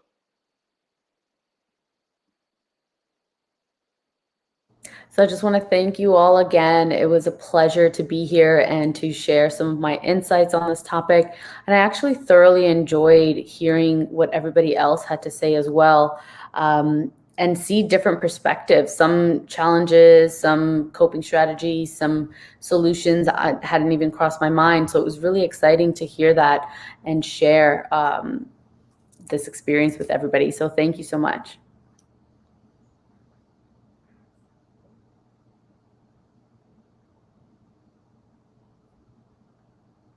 I just want to again thank you for including me in this very rich discussion. Like Sivam was saying, this needs to be an ongoing sort of a conversation monthly or what have you, but because we've just sort of scratched the surface of the sort of the richness of challenges and strengths that exist within the South Asian male community, especially what MaZhar said with the drug use and sort of struggling with relationships, etc. I personally also want to say that my collaborator Sanjay and I, we work together on a group for men, but not just men, for any folks on the LGBTQIA spectrum plus allies, to actually come together and open up their layers, the things that keep them from sort of really going into the vulnerable, going into the deep essence of their personalities. We want to have a group like that. We've been doing it in Bangalore. Hopefully we'll come to Voice of Men 360 as well as in other forums online. So I just wanted to put that out there. We call it Layers of Intimacy.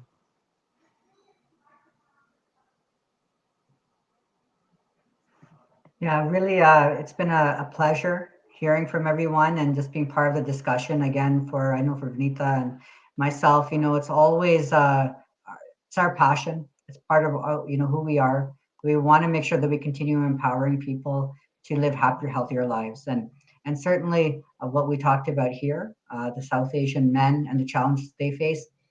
Being a South Asian man myself, I'm very acutely aware of these. I've suffered from some of these, so it's just really amazing when you can kind of be part of that process of making the change and making things better for others. And I think we're all doing that together. So, bravo to Shivam and Voice of Men 360 for being part of that and being kind of trailblazing that path for healthier lives for South Asian men. There are so many varied things that we can talk about.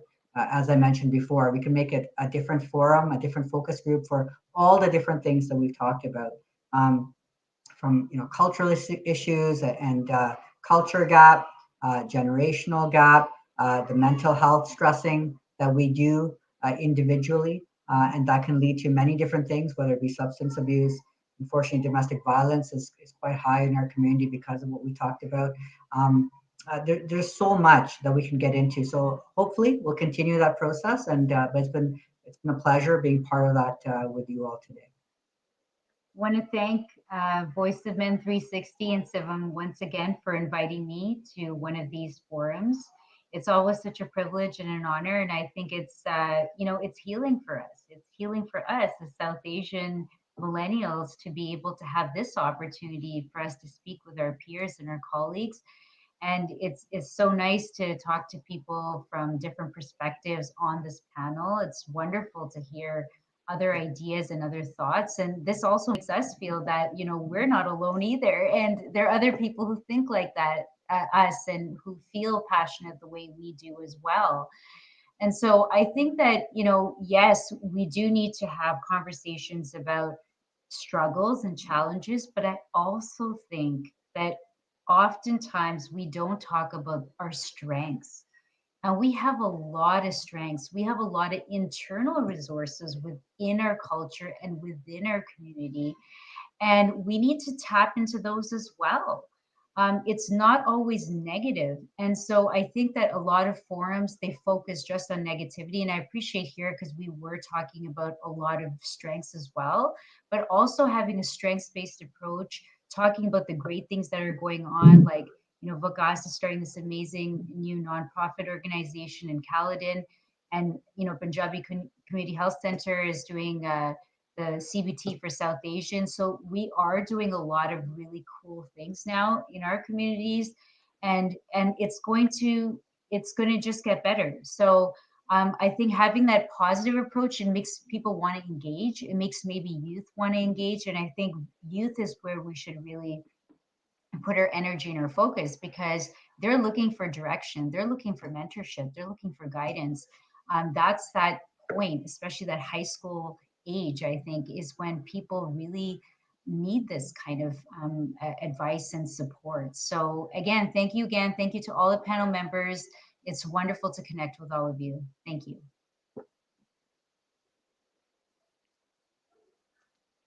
I'm not sure if Mr. MaZhar wants to leave any comments. At last, I have to say that, you know, we want to see a world, especially with free of discriminations. I think nowadays we are men are the sufferer, and also we face the discrimination issues not only in South Asians. I think all over the globe, because, you know, nowadays the man. What I can tell to the mass that they should break the taboo, and they should focus of training their personal stories more and more in the virtual platform, so that we can implement such kind of law and change also some law, although it is their personal country's law. But I think the law should be changed so that the man should get justice. And I also try request Mr. Shivam to bring some of the victim, those who can suffer. Actually, I think two or three issues. I think in these discussions, I think it is missing. So I will request again to Mr. Shivam to bring some real victims who are suffer, and I think he knows better what is going into his career. And at last, I'm feeling honored, and I'm really glad to talk, and I like to thank Mr. Shivam to give us all the opportunity to talk. Thank you very much. And you know, a huge thank you to our panelists again. And thank you to Shivam for organizing this whole thing and allowing me to be host. So thank you to you viewers for sticking with us. And we hope you enjoyed this as much as we did. Thank you.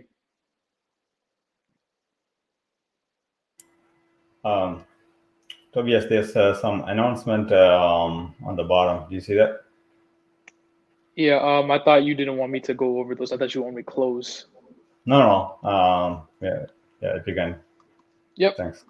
So one of the first ones that we wanted to talk about is sort of what Mr. MaZhar was talking about, was bringing real victims to the forefront and allowing them to speak about their stories. So we have a show known as The Unspoken Tears, where we have real victims, men of domestic abuse, you know, of bullying, who have dealt with these issues. And that show takes place every second Saturday on every month from 10 a.m. to 11 a.m. Eastern Standard Time. We also have a panel discussion similar to this one. That happens twice a month, one in English and one in Tamil. We also have another talk show known as Open Up, which has a guest come on the show every new episode, and they share their personal life journey. And this is a live talk show that takes place every Sunday from 10 a.m. That starts at 10 a.m. Eastern Standard Time. We also have a monthly webinar, which takes place the first Saturday of every month from 10:30 to 11:30 a.m. And we also have a Tamil talk show, which takes place on Sundays at 8 a.m. Eastern Standard Time, known as Vili. Along with that, we also have a monthly men's group meeting, and this takes place every third Sunday from 7 p.m. to 8 p.m. And we also have another show called Pass the Talking Stick, which is not a show, more of a support group, and it's mainly for Indigenous and peer-to-peer support. So that takes place every fourth Friday from 6 p.m. to 7 p.m. In terms of being able to be a part of these, there is no limitations with gender, age, nationality, or ethnic groups. All walks of life are, able to participate in any of our shows. If you want to be a guest on any of our shows or are willing to be a part of the organization as a whole and help us directly, please reach out to us. We would love to work with individuals, professionals, experts, community organizations, associations, corporations, and even government officials and businesses. So our phone number is 437-889-8329. That is 437-889-8329.